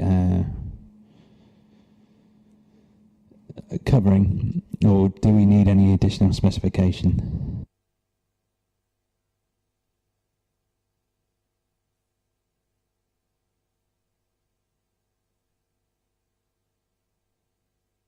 So I think so. I mean, obviously, well, we've got condition 7 requires RM broadly in accordance with the design and access statement. I think, if we're going to cover, I mean, arguably, I think it's probably got too much detail in there, but I think we could just say that we would need to include details of materials in with the RM or as conditions. So one way or another, it does need to be covered off because we need to know which house type is being which material, etc. But I think we could have a shorter version of this condition which references, you know, in accordance with the principles of the design and access statement or something, but we would still somehow need to be putting details of materials in because we don't have it on a plot specific basis.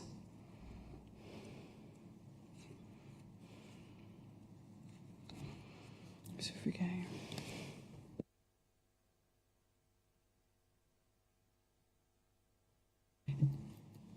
this is sorry, just thinking just thinking about this. We've got a number of conditions now where we are tying back to the submission of RM. What I have had elsewhere is there's one overarching condition which says that with the submission of RM, the following details should be included, and we could. Don't know whether it makes life too complicated, but you can specify what's within the reserve matters, but in any case, you'd be looking at materials in appearance. It's just if you needed anything a bit more specific, because in appearance you'd be looking at materials, you'd be looking at architecture, colour, texture, decoration. It would have all of those details on there as part of effectively the house type pack.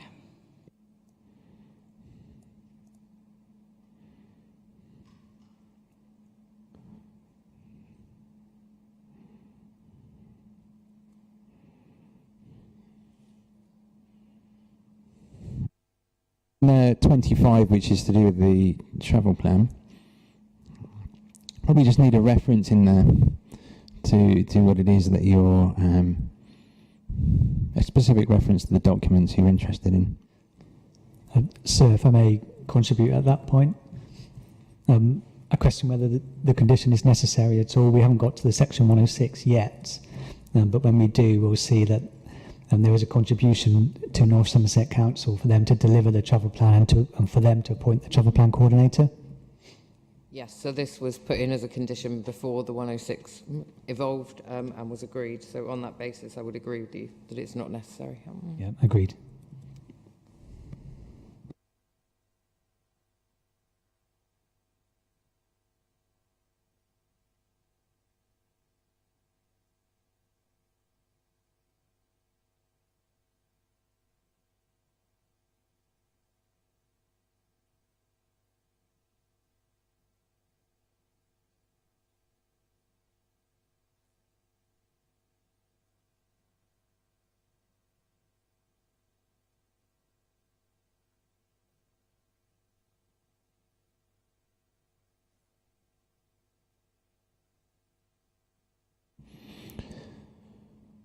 Condition 26, which is to do with the preparation of parking spaces. I would suggest that would be a condition imposed at a later stage.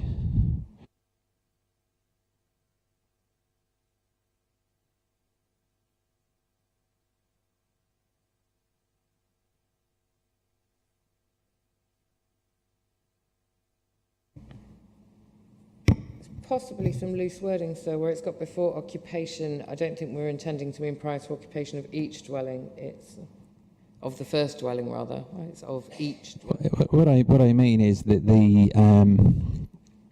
what I mean to say, as you'll establish where the parking is going to be in the reserve matter of layout, and having done that, you'd be seeking to secure that parking. We can't secure something that we haven't yet agreed.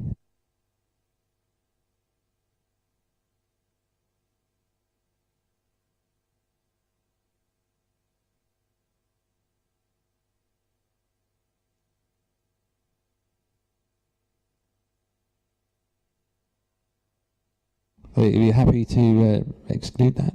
Yeah, that's fine. Sorry, I didn't get the point, sir, but I do get the point now.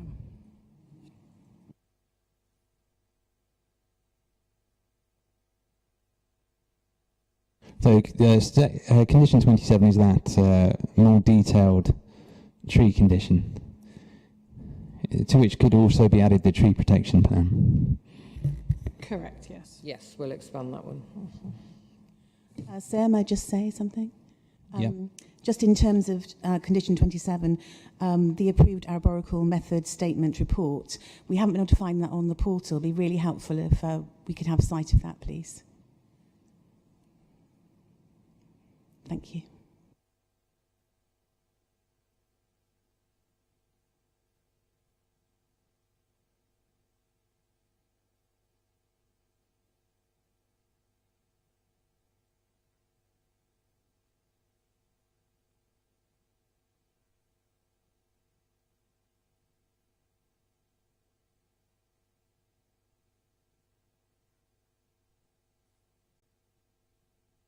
I'll just check with the council. Is that a document that you have? Yes, we have seen it. I thought I had previously shared it with the parish only this week when I was asked, but yes, we have got that. Can I just check with the parish? Is that something you feel that you need to read through now and make any comment on? No, I think we're quite trusting in our relationship with North Somerset Council, but it is something we'd like to have so that we can sort of monitor. Thanks. Yeah, I'll make sure that's shared again.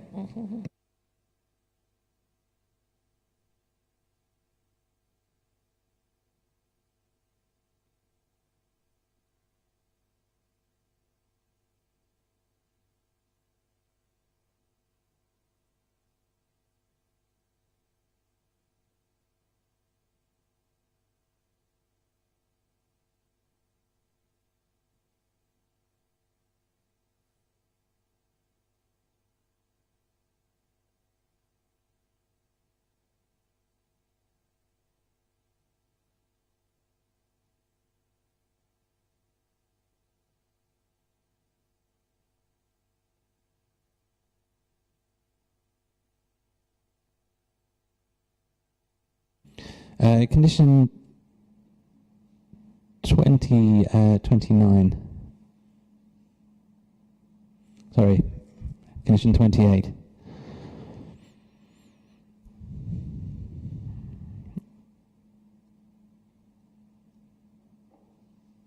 Is there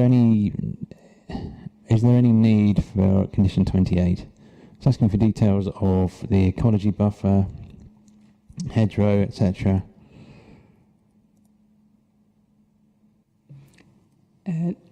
Not when landscaping is still a reserve matter, and we have got a series of plans plus the design access statement that we need to be in accordance with.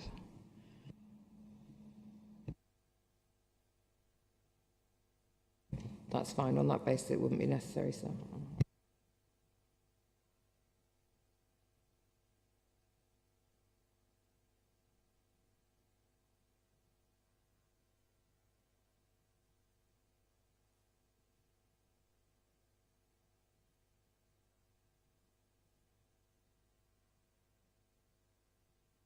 I'd just like to check what document it is you're going to be sending to the parish council.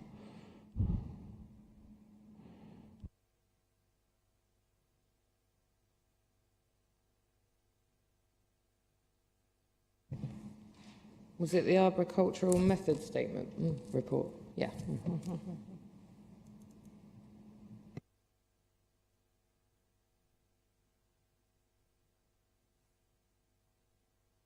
I just want to find that document so I can double check.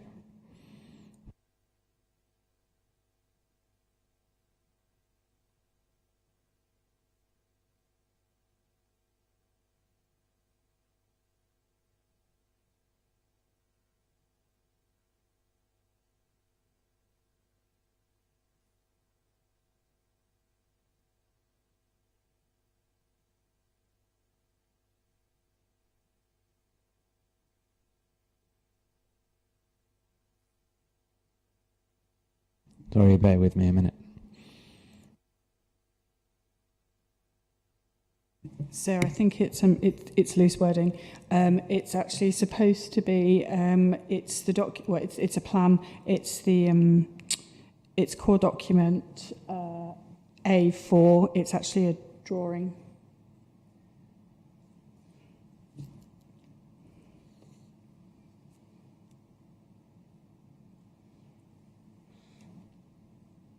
Sorry, this is the more recent drawing, is it? Yeah. So exactly that. So effectively, document A4 was the one that was put in with the planning application, and then we updated it just to have the latest layout underneath. So it's the fact that it refers to a report, which I think has probably led to the confusion.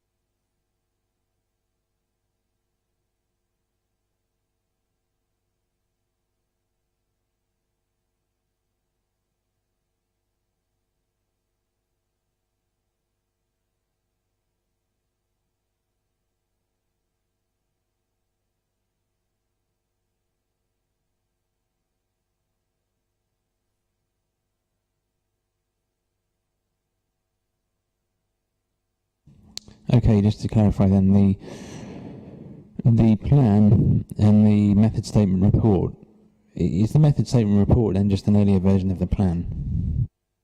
No, so there's never been a report, and there's an arboricultural constraints report, but there's never been an AMS effectively. So I think my understanding was that the plan was, the condition was looking to condition accordance with the plan, because that plan has got the relevant RPAs on there. So I think it was seeking accordance with the plan rather than a report. So that reference to an arboricultural method statement report is an error. That's my reading, sir, because then when you read the project reference afterwards, the project reference is core document A4, which is a plan, not a report. And I've just gone through and there isn't an arboricultural method statement report. There's an arboricultural constraints report. So just coming back to condition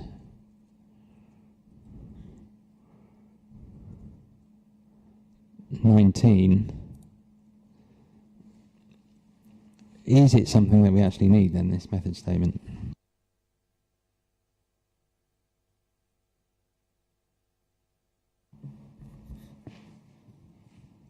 So we could, effectively what you could do, because obviously 27 is just dealing with the site access. You could have an arboricultural method statement report reflecting the AIA plan.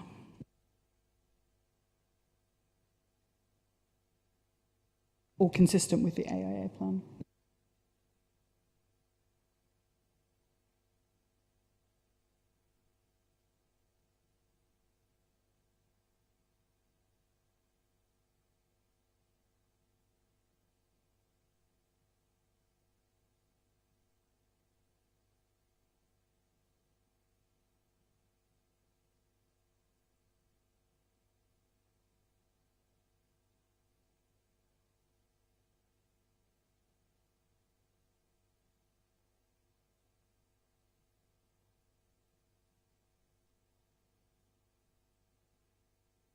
I just asked the council, are you happy that the plan that we're talking about serves as a tree protection plan?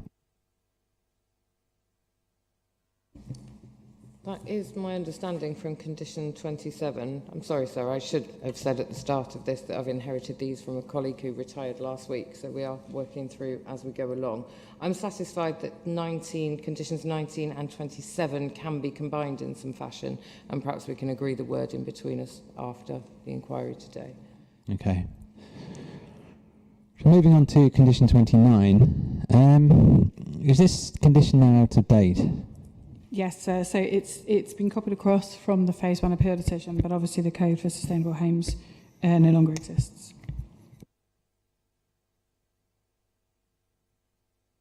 And in relation to condition 30, if you could provide the policy basis.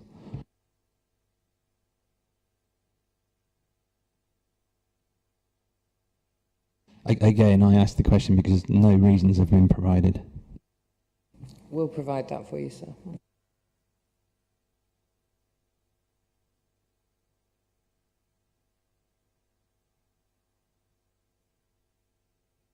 Condition 31, you were asking for compliance with the NDSS. I suggest that's a matter that should be addressed at reserved matters stage, and I just need to again clarify on what basis are you requiring that?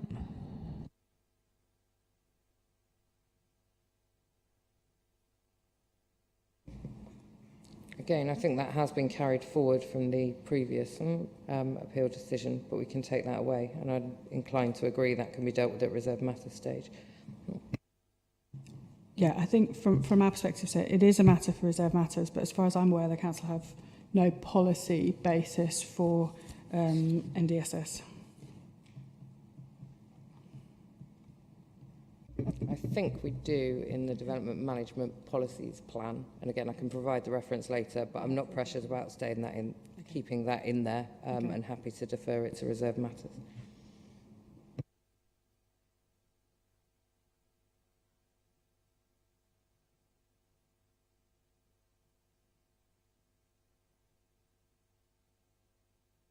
Again, if you could provide the policy basis for 32, which is the optional building regulations. Yes, sir.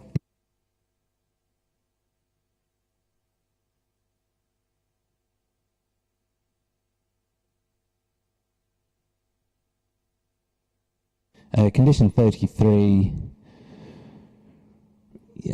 again, it's something that's in relation to things that have yet to be established. Whereabouts waste will be stored, collection points, is all within the scope of the reserved matters. Yeah, that's agreed from our side, sir. Yes, that's fine. Condition 34, again, it's a condition that comes after agreement of landscaping. It probably would potentially also be covered by some of the other ecology conditions we've already discussed. This is about... Yeah, I think it can be probably wrapped up in the LEMP.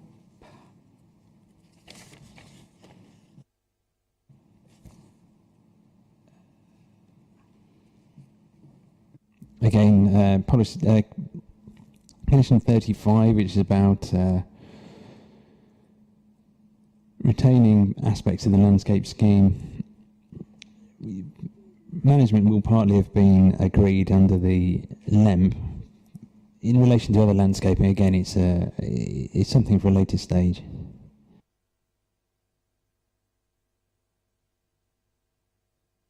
Happy to take that out.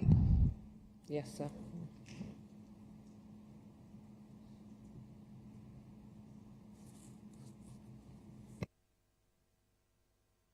Can I just check the wording of condition 36, which is about the telegraph pole? I mean, that condition is asking for approval by the local planning authority, but presumably local planning authority is not going to be the one approving the removal and resiting of that telegraph pole. Is that right?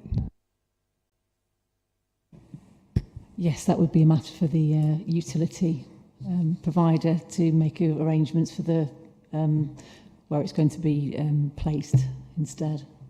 So that condition does need to be reworded to reflect that point. Yeah, we can redraft that. Sir, may I add something on that condition then, please? Just to note, appreciate the utility company would be leading on that and agreeing. But actually, is this a condition that should have a pre-commencement of construction on the site to be linked to it, just in terms of a timescale?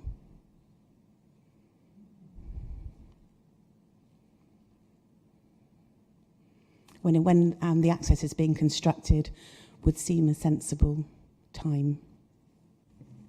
Yep, I'll take that away. Again, though, we've already discussed a condition which relates to the provision of displays. You couldn't achieve that unless you'd removed the telegraph pole. So there's a sort of logic in terms of the sequencing.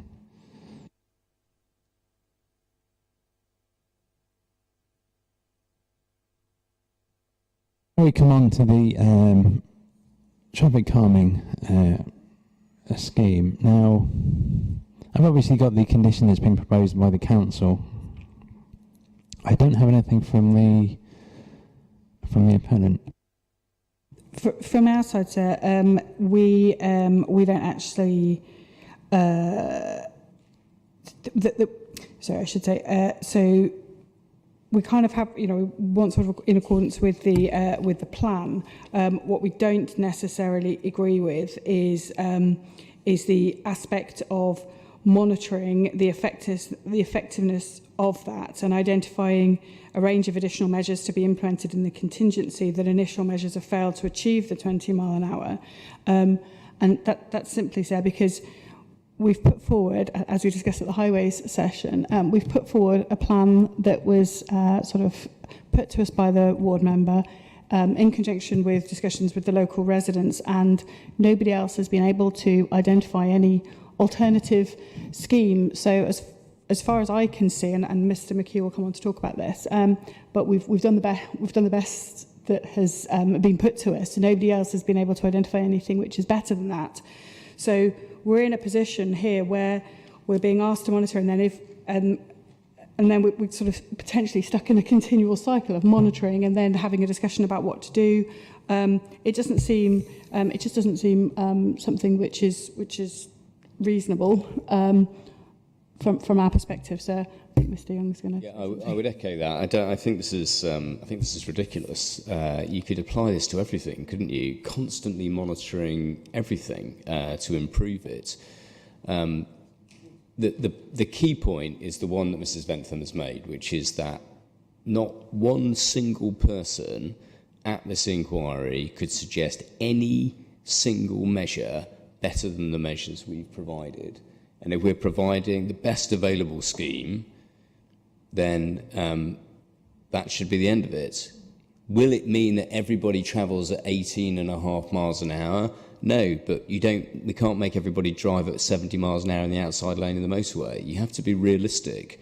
But those are a comprehensive set of measures. We had lesser measures, and I took the decision that we would provide the more comprehensive scheme that had been suggested by the ward councillor. So that was the decision I made to implement what had been suggested. But further additional features is unreasonable. I've certainly never heard of that before. You agree a proposal, we consulted upon it. Some people don't like it. If they think there's going to be a speed hump outside or cushion outside their house, well, that's for people who don't want a bus stop outside their house. It's got to go somewhere, and nobody's suggested anything better.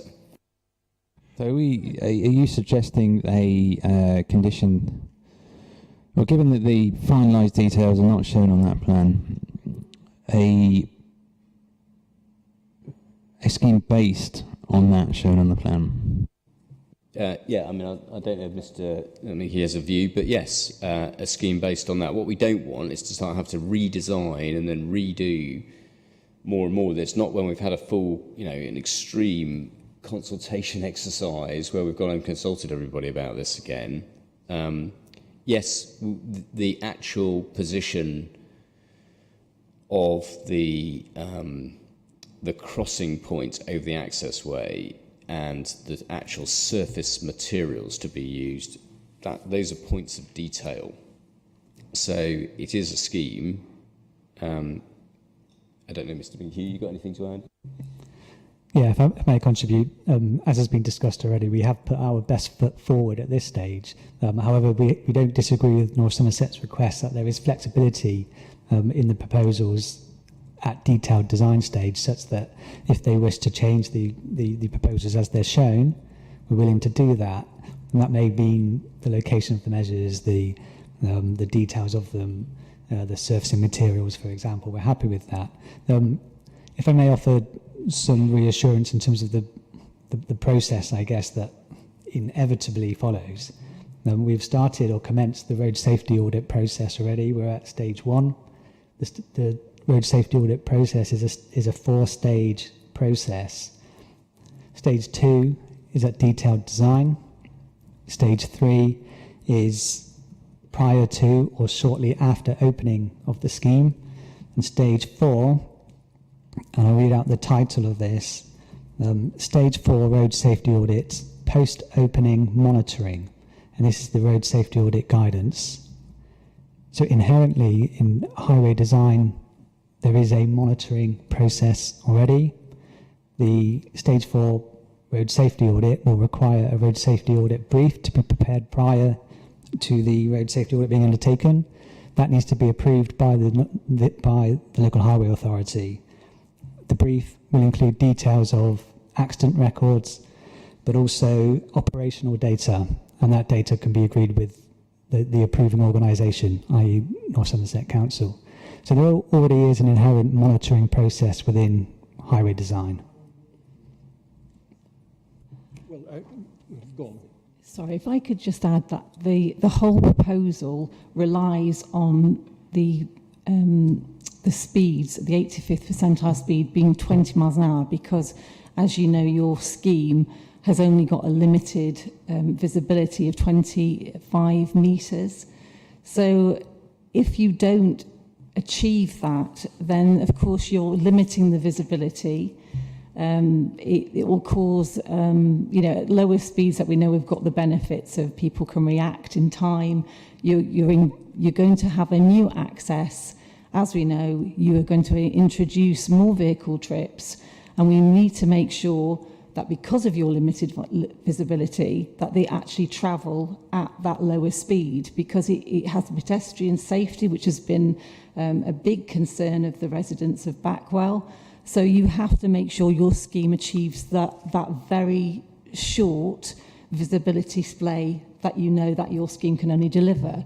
We have engaged with the RSA process. We've been as helpful as we can to get those responses back, and even from your own design organisation on almost every concern that has been raised with RSA problems. It's agreed that the details, this is an indicative at this stage, and the precise details of the traffic calming scheme will come in the future. So without any scheme, even with your own design organisation acknowledging that the precise details, when there's different elements of where the humps are, where the drainage concerns that could cause problems, exactly where extension to footways. There's mentions about one of them about the pedestrian visibility. There's lots of different issues, and I think we've both agreed that we can come up with a scheme, but it's a matter that we need to agree that scheme, and because it's not a precise and foolproof one, then we have to have the monitoring to make sure is this scheme going to work well, and it's an accepted engineering condition that you would go back and see what's working well, what isn't working well. And at that point, then you would make sure for pedestrian and vehicle safety, if there was something further you needed to do, you need to implement it. To leave it until stage 4, when something has been open for a year, which is when we would expect that monitoring to be undertaken, is too late. Because at that point, you've left residents, you've left visitors open to potential concerns, and they may even have collision that could take place if we have the higher speeds because of your limited visibility. So as far as I'm concerned, we need to bring it forward that it's your responsibility, it's your scheme, you monitor it, and if there's something that needs to be done, then you would have to implement it at that stage. The council have presented no evidence on this, so they've got no evidence. They've suggested no other measures. You mustn't give evidence for a condition session when you haven't given evidence as a witness. And just to be clear, we had a lesser scheme that might have led to us being willing to or prepared to accept, the idea of further consideration, but we took the decision to go for the more comprehensive scheme. The council haven't suggested any way in which our scheme is deficient, none, to achieve the objective of reducing the speeds. There is no evidence that it won't be effective, none. Well, there's no evidence that it will be. Let's be absolutely clear about this. None at all. There's the evidence, it's perfectly correct, that there's evidence of Mr. McHugh who thinks that it will achieve what he wants it to achieve, but let's go back to basics. The basics are that everybody agrees that 20 miles an hour is the proper speed on this road. And that's for a whole variety of reasons that have been put forward by Mr. McHugh and also, of course, by the local residents. And can I just... So the agreed position appears to have been previously that you did put forward a scheme. It's Plan A, was it? Yes, that's right. Does the appellant have any Objection just to winding back to what was originally proposed. I just have to take instructions after all that and all the consultation. I mean,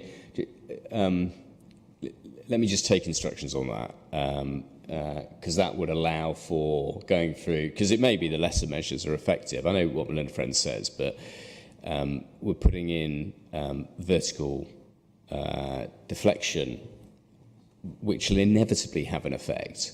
So and we're talking about speeds where the average speed's, I think, 25 and 20, is that right? Mean speeds are that, yes. And so, you know, that's why we've done the comprehensive scheme. But your answer may be the right one, sir, which is we'll just go back to the less effective regime, and the council can then go through the whole process and implement a more significant scheme. If the road safety audit stage 4 is going to make suggestions latterly about what may or may not be appropriate, then I can't honestly see why this condition is unacceptable, because it's doing the job, in effect, of the road safety audit stage 4. I would just like to add that the newer scheme, there's lots of elements that we really welcome, and it's only through the process of the road safety audit that we want to work together to come up with a scheme that we feel would work. And really, for this condition, with such confidence in your scheme, I don't know why it would cause an issue to just double check. Because of all the Backwell residents, all the concerns that we heard yesterday, it provides that reassurance. And it's not something that we would want to necessarily revert back. We can see you've worked hard, you know, taking on, you know, what the proposals from the member, and you've taken that forward to think about the pedestrians and offer betterments, which is really welcomed, and we wouldn't want to see that taken away. We want to work with you. It's just to give that reassurance, and you're confident in it, so I don't see it as being overly onerous. Take instructions about, if I may now, about whether to revert back, and then if it doesn't work, the original proposals, then obviously we can go through this re-implementation of all the measures we've introduced. There is one other question, and the objection, I think, in terms of condition 37 is partly because it leaves the whole thing completely open-ended.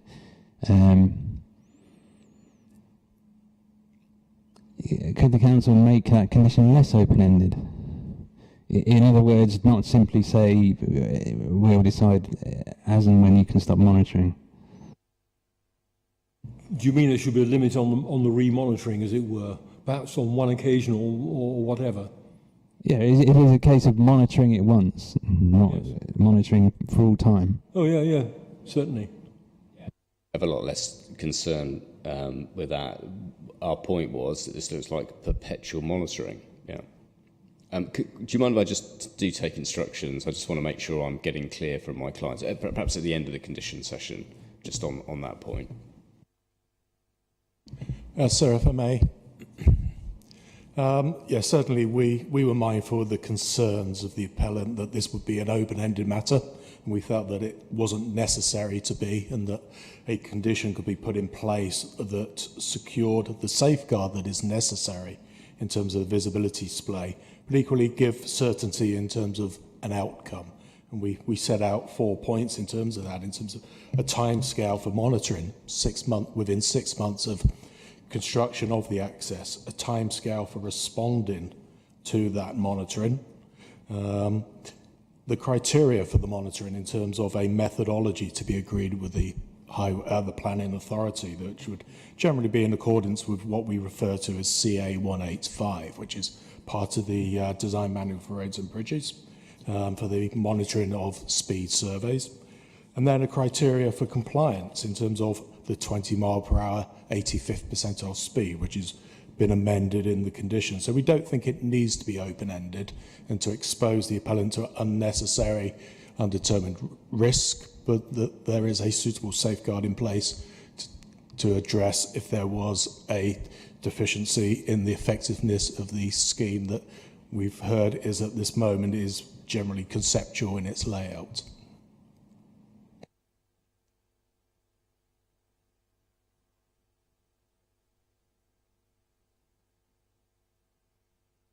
Okay, can I just a side matter? If you could forward me a list of your representatives today, if you forward that to the case officer. Yes, certainly.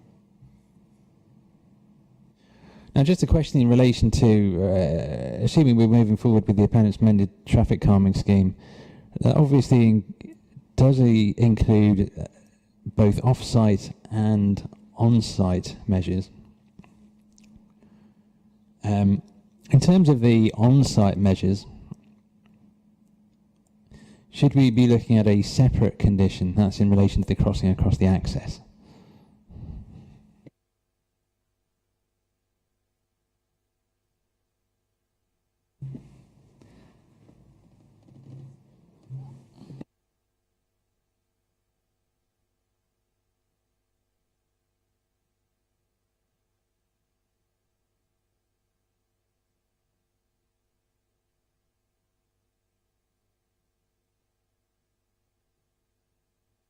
I mean, the question is, are you looking for, you're presumably looking for a crossing and for details of that to be agreed, but it's going to work, be implemented separately, isn't it? Because it's not highway land.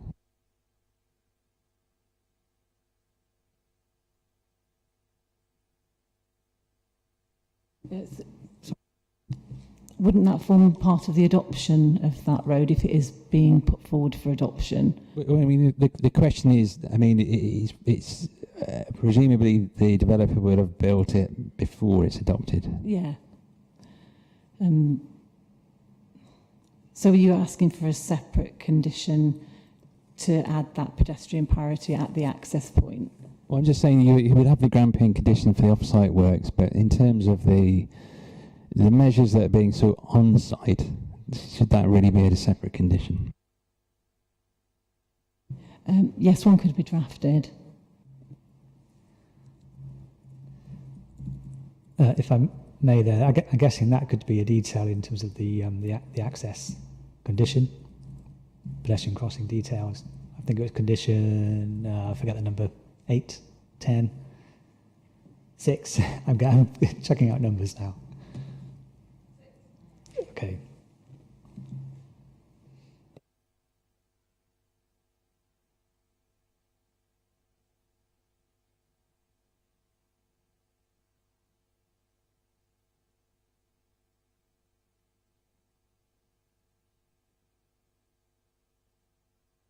So is that something you'll come back to me with?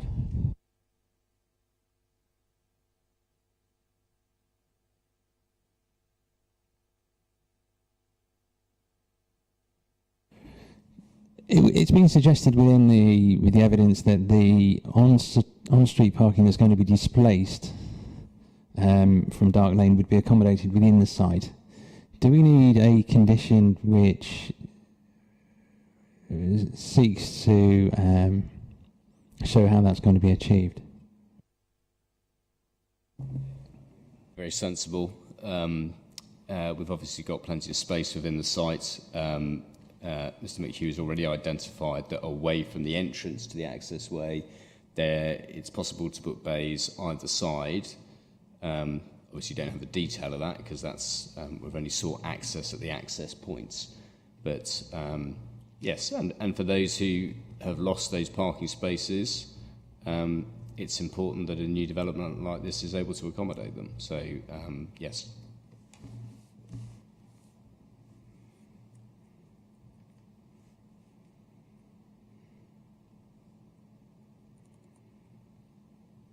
Okay, just to clarify, you'll both be speaking together and providing me with an updated list.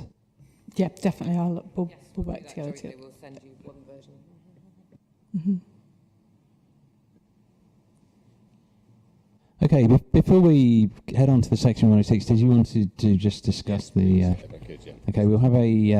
how long would you like? Just 10 minutes, if that's okay. Okay, we'll have a 10-minute break. We'll come back at 5 to 4. Adjourn until then.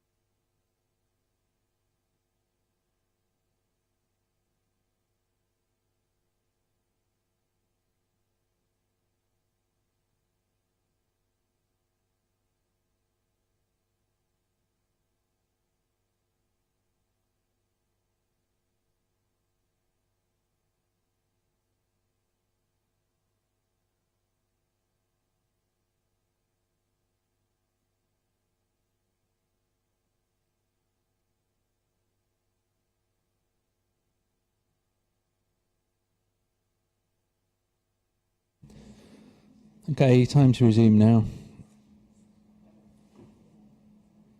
If you could just update me on the position on the calming scheme. Yeah, so we're going to stick with the scheme B, smiling faces on the other side. So we'll stick with that, and the condition to only require one further review of that.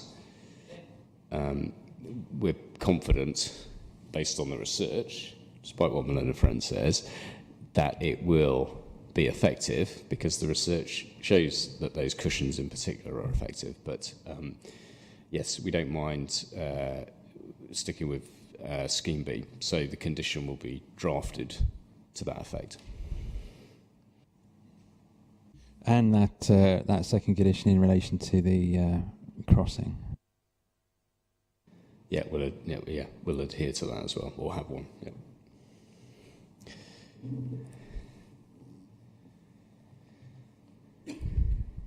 Okay, unless there's anything else to say about conditions, we'll move on to the section 106. Very good. Thank you very much. Can I introduce then Christopher Charlton, who is the solicitor acting for the appellant in respect of this case. He was also the solicitor acting for the appellant in the previous appeal in 2022. And I've already mentioned he's also the solicitor acting for Persimmon on a site in Stroud, where there's a connection in terms of the local green space being used for biodiversity net gain. If I may, I'll just hand it over to him to outline, or would you prefer that he just addressed your questions? Well, if you could, I was just going to say, if you could forward Mr. Charlton's details with me, because I haven't got his name in the list of appearances. Okay, yes, we'll do that. Sir, just before we start formally, may I just make a request, please? The parish hasn't had the plans associated with 106, and I don't think it's not important we see them before we start the discussion, but we would like a copy of those plans, please. I think they're on the website copy, but I might have a paper copy I can hand you now. That would be really helpful, thank you. So if it would assist, I do have copies of the 106 here with plans attached. Well, if you wouldn't mind giving those to the parish council to look at, unless all right. All right.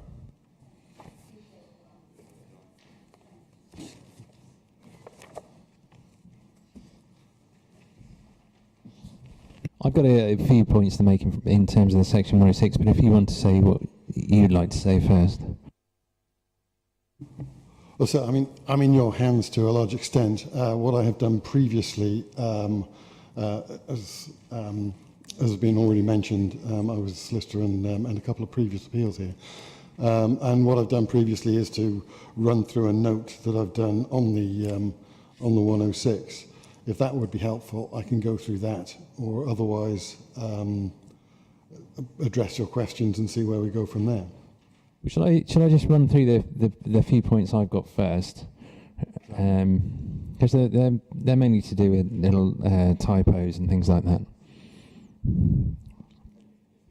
So first, in the introduction, it's a minor thing, but in E, it still says the inquiry commenced on the 12th.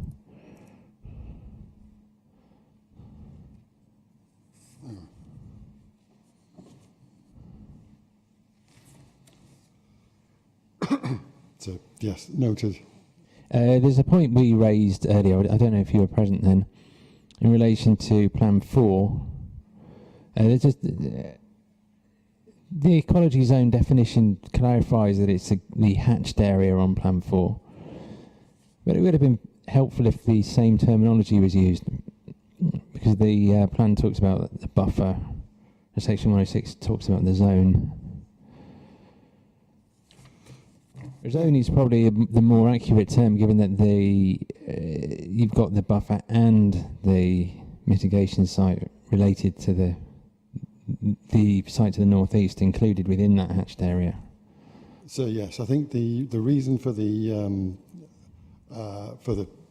differentiation there, which was at the request of the council, was to, because there is a hedge to go between the two, the buffer zone and the conservation zone.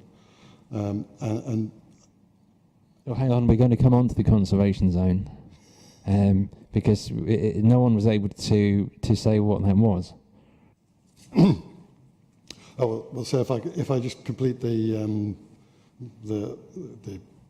differentiation of the two parts of the ecology zone, that was the reason behind it, and that's why the council were keen on having a plan which showed the area to the southeast of the site separately. That's why that definition is there, or why that plan is there. As you say, it effectively comes down to the same thing as far as the 106 is concerned in the terms of the 106, because the ecology zone is said to be separate to the open space. But just in terms of that plan 4, there isn't any distinction shown on that plan between. I mean, it's simply a hatched green area, the same as other parts of the site. So no, it's on the next plan, Plan 5, which shows you the ecology area, that part of the ecology area.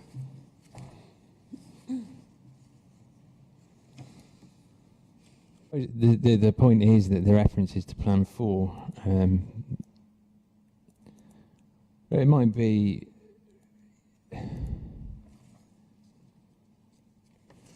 It's just. I'm just pointing out the. So I won't argue with you. Yeah, there's a bit of inconsistency there that's not very helpful.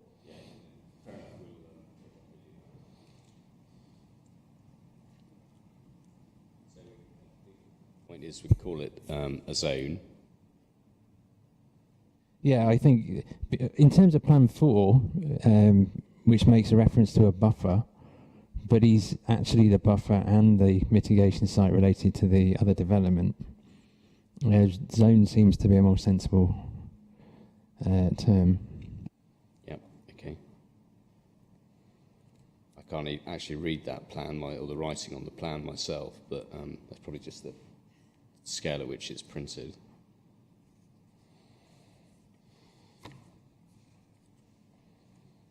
Coming on to what we discussed also earlier was in terms of the conservation area and the conservation site, which no one was able to identify or define, and I think the conclusion was that should be struck out. Yeah, absolutely. So if we could just, Christopher, if we could just explain how this came in to being, this conservation area, because it's nothing that our ecologist has defined. So no, it came in from the council as an addition to the areas of the open space.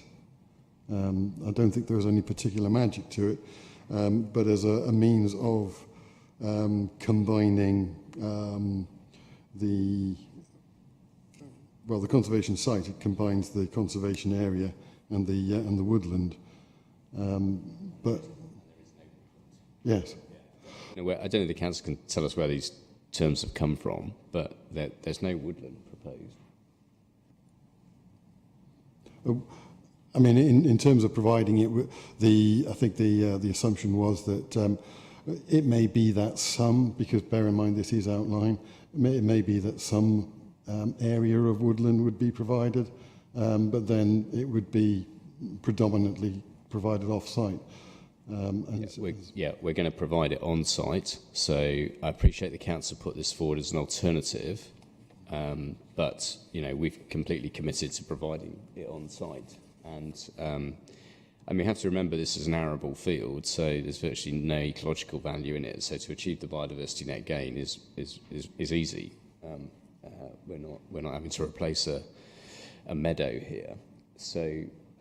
So I'm not sure that we were able to provide all of it on site. I think that was why there was a fallback to anything that wasn't on site would be off site. Hence the contributions. Well, I think the ecologist said that everything would be provided on site. I think all the BNG is on site, sir. But I don't think the woodland is required. All of the woodland is required for the BNG. Sorry, just to clarify, is some sort of contribution towards woodland necessary? It would be helpful if the council could say.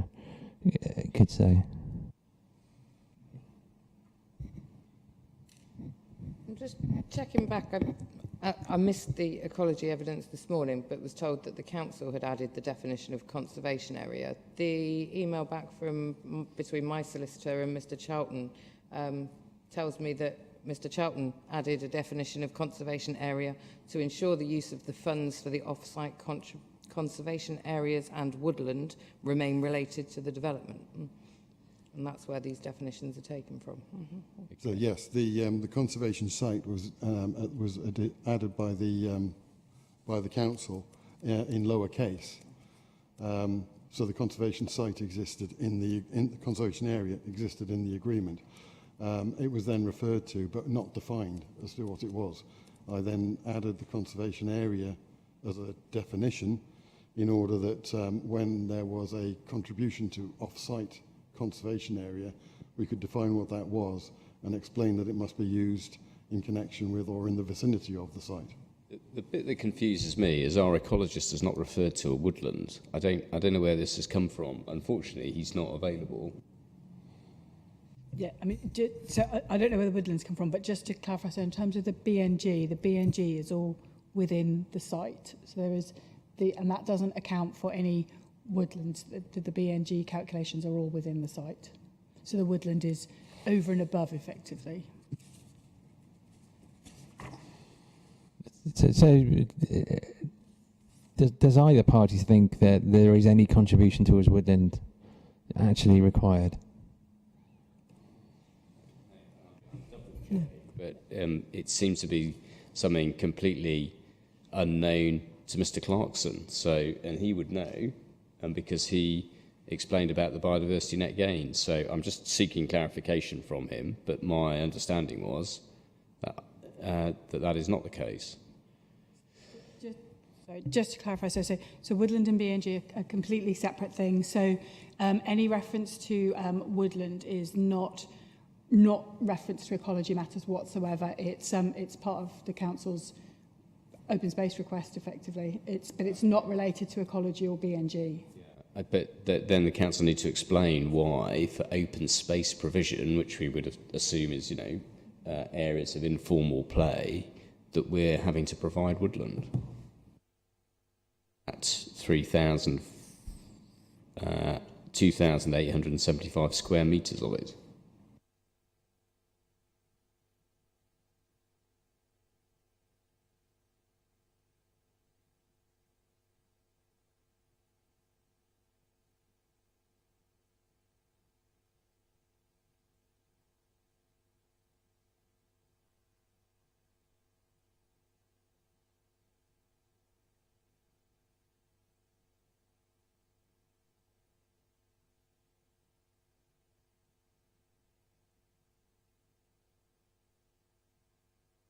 Well, at the moment, sir, all we can say is that we'd have to seek further information from our solicitor, who unfortunately isn't available today, so couldn't be here, but would have been otherwise. All I know is that we've got a document here which has been agreed by the appellants. So we'll obviously have to try and sort this out.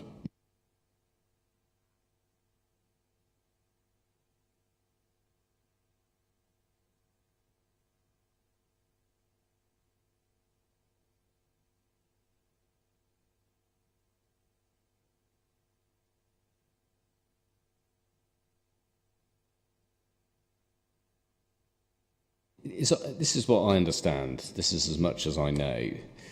It isn't any part of the BNG or done for the bats or any ecological reason.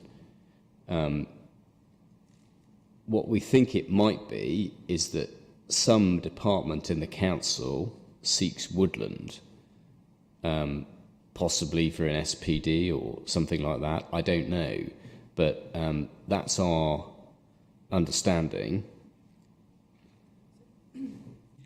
So just to help everybody, so if you get the officer's report to planning committee, which is core document C1, I'm just trying to find the page. Basically on page 40 of 82 of that document, when it comes to financial contributions for green infrastructure, it says including woodland, if not on site. So it's effectively a GI contribution from the council. And then if you go over the page to page 41, what it says is either 2,875 square metres woodland on site, if possible, or contribution. And then it also talks about 3,450 square metres of conservation sites. So again, that's where the conservation references come from. So this has all come from the council's green infrastructure or request for GI contributions.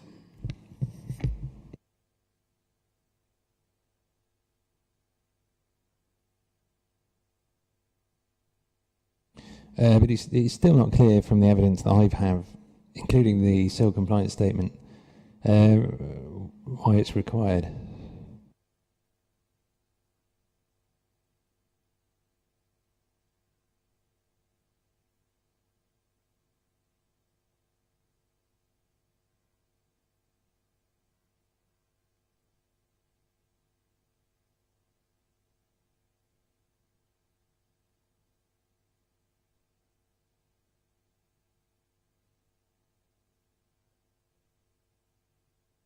And can I just clarify, in the civil compliance statement, which doesn't really provide any more detail, it does suggest the conservation site is something to do with bats, but I don't believe that it is. With our understanding as well that it's unrelated. So yes, mine too. I'm just wondering whether this is conflating a couple of sites, because the previous site did have bats and required hedging and planting as a result, but that's not been the case here. And the conservation site includes a conservation area. The conservation area is the provision of the planting and nurturing of habitat-rich ecology, to which Mr. Clarkson, who is on the WhatsApp, says what that is anybody's guess. You know, I mean, he'd gone to great lengths to identify what we were doing, and specifically what we're doing, and he says he's just basically saying that's a very vague term. It's for the council to justify it, and as you say, it's not explained in the civil compliance statement.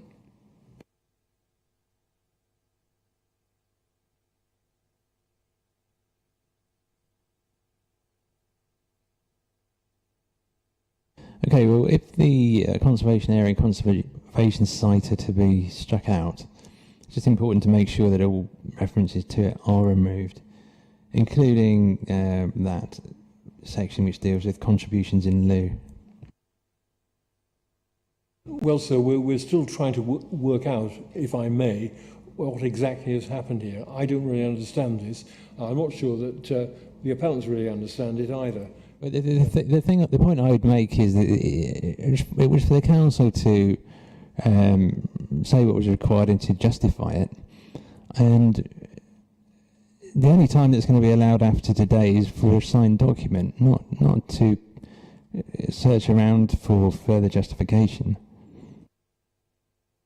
I would wholeheartedly support that. We can't be sort of closing the inquiry and then council saying, well, we've got something else to say to justify the contribution. They were required to do it ahead of the inquiry, and so we will remove the contributions in lieu of on-site provision.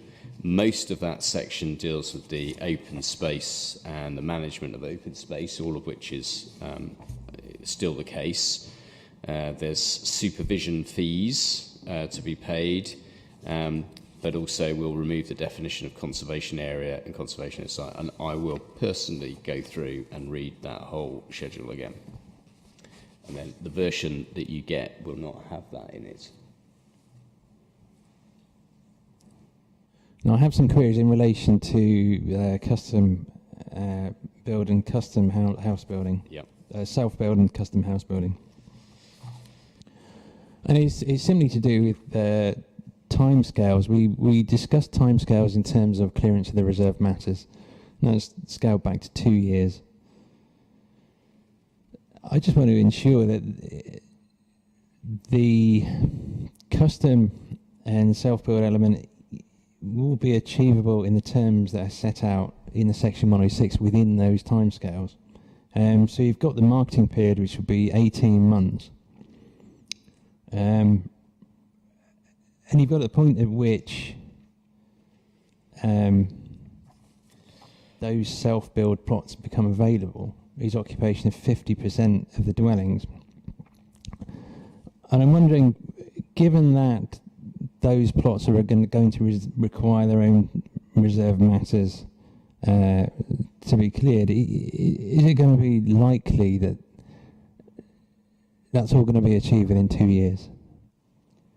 Well, certainly not if the self-build marketing is, as you say, a period of 18 months. Then that only gives 6 months in which that's achieved. So the submission of the reserve matters for the self-build plots should be later. There's a phasing. To be agreed, and the self-build will obviously be a later phase. And just on that, so then what we could look at doing is when we talk with the condition for the submission of RM, I've done it, or reserve matters, apologies. I've done it before where we've had effectively a separate one for the self-build, just to give them a little bit longer to deal with it. So we could possibly look at doing that within the planning conditions.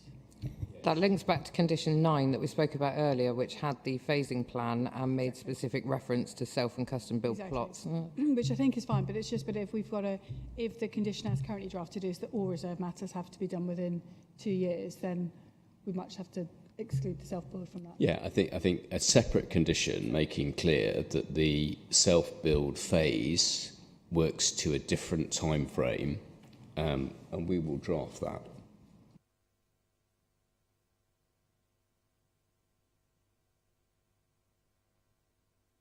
So would you be looking at the more standard 3-year period?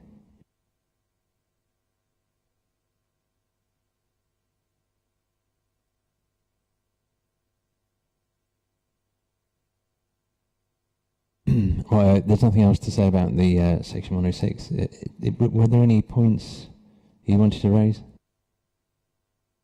Clear about the sequence of events with there's reference to the cattle in the shadow HRA and an obligation to use best endeavours to maintain cattle, and the position is that that obligation exists in relation to, or that as I understand it, Mr. Charlton can correct me, is something that was established for the other site. Is that right?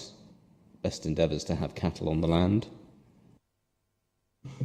So there wasn't a particular reference to cattle either in the 106 or in the transfer that is agreed for the transfer of the local green space, but there were restrictions on the use of that land to ecology-related open space amenity, that kind of thing, so that it was, I think, with the absolute intention that grazing would continue.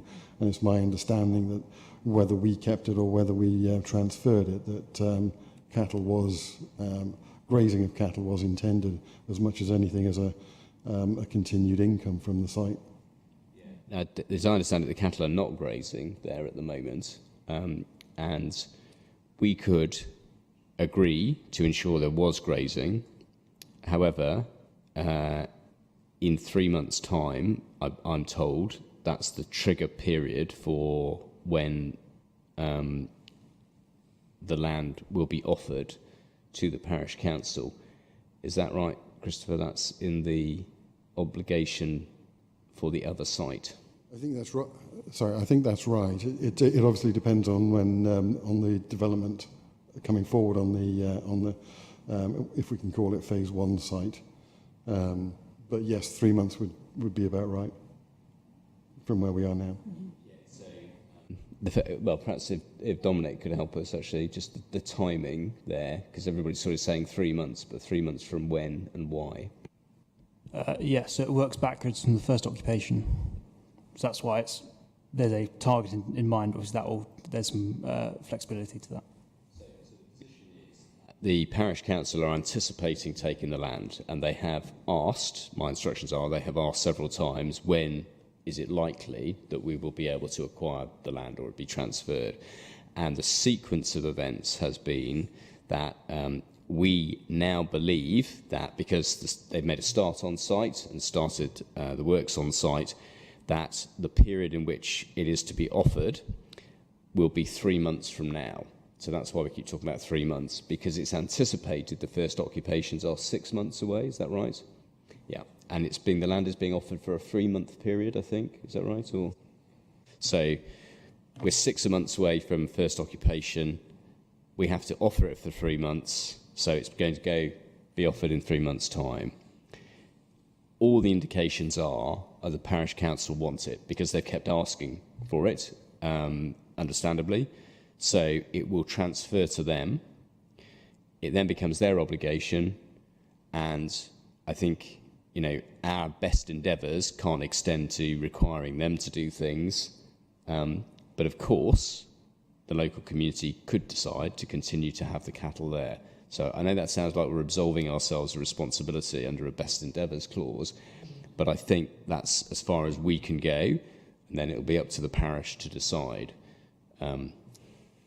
It would be interesting for me to know if as a representative for the parish council, you know whether the parish is likely to take up the land.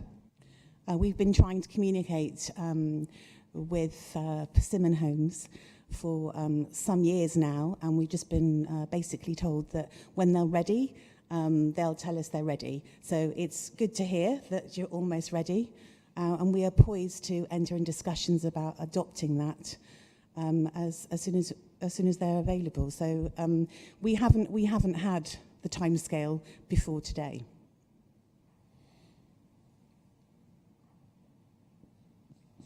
So about the intention, I wasn't quite clear what the answer was about what is the intention. The intention is to adopt the land. But I think you already have that, or Persimmon Homes have that in writing. Yeah, I don't, so that's really helpful and just, I think, clarifies the whole position on this issue. And obviously, it will be up to the local community to effectively use that land. The thing I just wanted to, with full transparency to make you aware of is that it is intended for a site in Stroud. It hasn't been concluded. The site in Stroud has planning permission. Stroud is obviously also in Gloucestershire. It's in the same character area, which is why it can be used. Is that right? It's a habitat character area or landscape one? It's the same national character area. So the land can be used and is going to be used for biodiversity net gain. Obviously, there'll be monitoring of that over a 30-year period, and if the ecological value of the land, which I'm sure the local people would welcome, drops below what's required, then Persimmon have step-in rights, not to reacquire the land, but simply to ensure that the biodiversity is consistent with the obligation for the Stroud site. That isn't concluded. Ultimately, that I can't say that's definitively what's going to happen, but I just want to be transparent about what's happening there. The crucial point, I think, is that there is nothing inconsistent with that land being used for biodiversity net gain purposes, so with appropriate, better quality, a more ecologically, biologically diverse type of grass and meadow, with the grazing of the cattle. They're entirely consistent. So nothing that we're doing with that is inconsistent with providing land that the parish can then graze cattle on.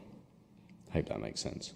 Yeah, just to clarify, so the land has been used in relation to another development for off-site biodiversity net gain purposes? It is, yeah. It's a completely different location. I imagine it's got quite a significant biodiversity net gain, biodiversity on that site, so we're having to provide it on this other land, and of course it's in the applicant's control. If I may just pop in at that moment, if that would be convenient. It would be fair to say that the Parish Council have tried to communicate with Persimmon for 3 years about what's going to happen and when we get the formal offer for that land. We've had no information about the proposals for a Stroud scheme, which, as far as I can understand with a legal undertaking, is, if I may say, first of all, irrelevant to today's case. Secondly, we're not here with legal representation. Thirdly, we're entering into a conversation which is under this case, but it's clearly relevant to the Farley Fields East case. And therefore, I think it's a bit of a red herring in relation to the intentions for this site. I'm not trying to introduce it to better my case or to support my client's position. I'm simply being transparent about because I've checked all this through. There's no inconsistency with anything that we're doing with the idea that cattle can be reintroduced back onto this land. But yes, if you think it's a red herring, then from your perspective, it's a red herring. Well, no, I accept that. You know how we feel about the cattle grazing, which was mentioned earlier, but all I'm talking about is there's a unilateral undertaking which refers to the land that is going to be offered to us, and that was a part of the Farley Fields case, and therefore the condition and the rights that are related to that offer seems to me are moving ground, if I may say, and I don't necessarily think that's relevant and pertinent to today. And it would be nice if we had some proper communication from Persimmon Homes in relation to what they're suggesting, and then we can have our legal representation look at necessary offers. Of course, yeah, that's something you're going to do separately. I think that it's just useful for background information. I do have just one more point about the Section 106 I just wanted to clarify. In terms of the junction improvements, the appellant happy that is there's some specified as a proportionate contribution towards those improvements.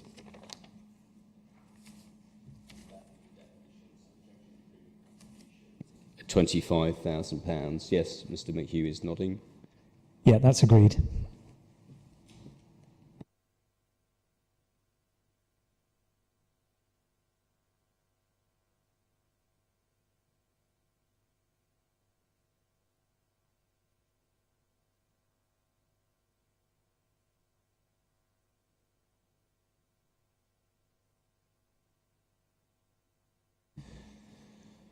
Okay, then, in terms of a timescale for a completed agreement, what would we be looking at? Also, I think it can be done relatively quickly. We're removing things rather than adding things. My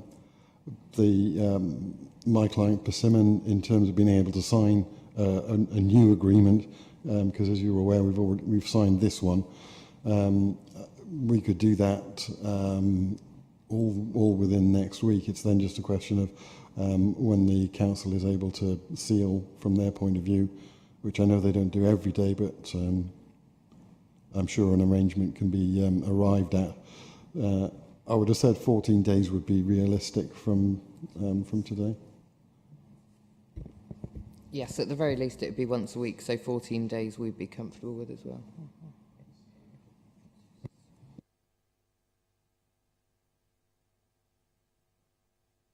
Okay, then we'll say 5 o'clock on the 28th of March.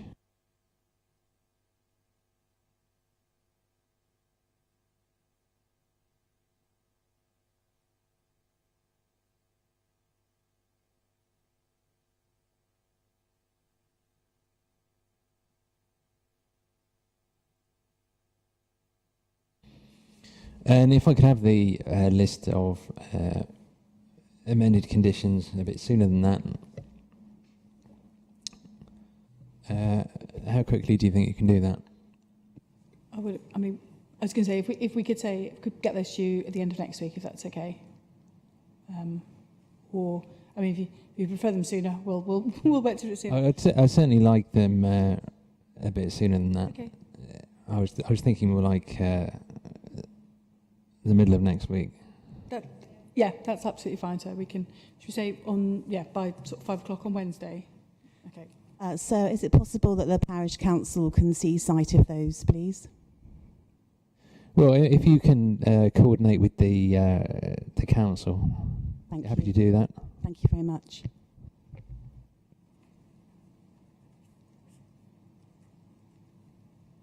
I mean, I should stress that this amended list is only in line with what we've discussed today. It's not adding anything new. Unless we've come to an agreement that something new is needed.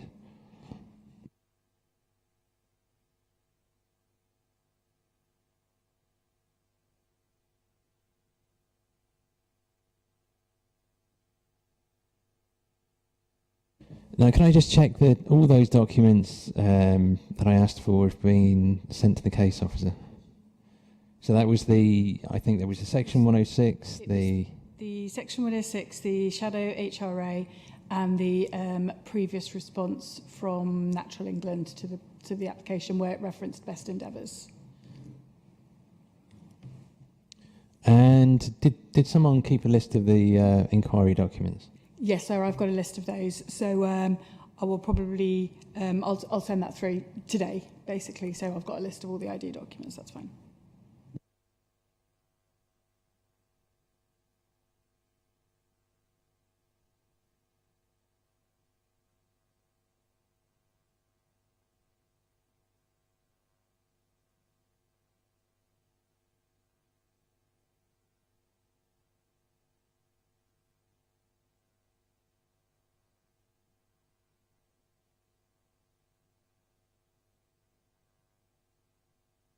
Just one other reminder, if the council could send a list of those, of you all, of everyone who's attended and spoken on your behalf, because at the moment I have only got your name, Mr. Wadsley. We'll do that. Yeah, I sent that a few moments ago to the case officer. And also anyone else who's spoken on behalf of the appellant who isn't in that original list, if you could send me the details.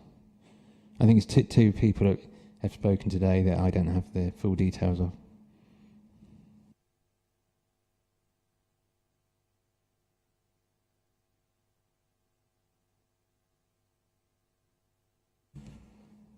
Are there any other points anyone would like to raise?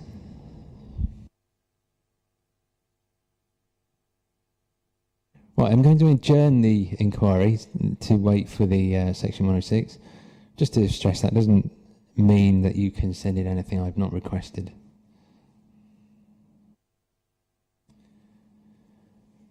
And I'm going to go straight to the site, have a look today. Again, there's any interested parties here. I'll be doing that unaccompanied. You can't approach me or discuss the case. And I think I said that to everyone yesterday as well. Closing submissions. Oh, sorry. Yes, no, of course, it's fine. Yes. A lot of people feel like that, actually. I'm happy, and I often do this because it's unopposed, just to provide that by email, and we'll send it to the council and send it to the parish. I don't need to detain you. It's just 11 pages long. It's just summarises some of the points we've been dealing with. I don't need to read it out. If you're sure, I mean, you can read it out if you'd like.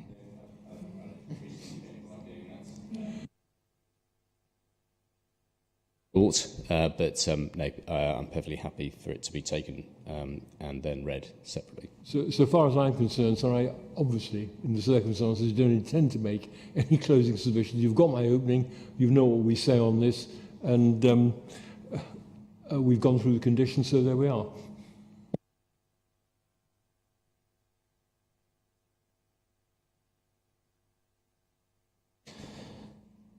Okay then, unless there's anything else to say, thank you for your contributions over the last 2 days.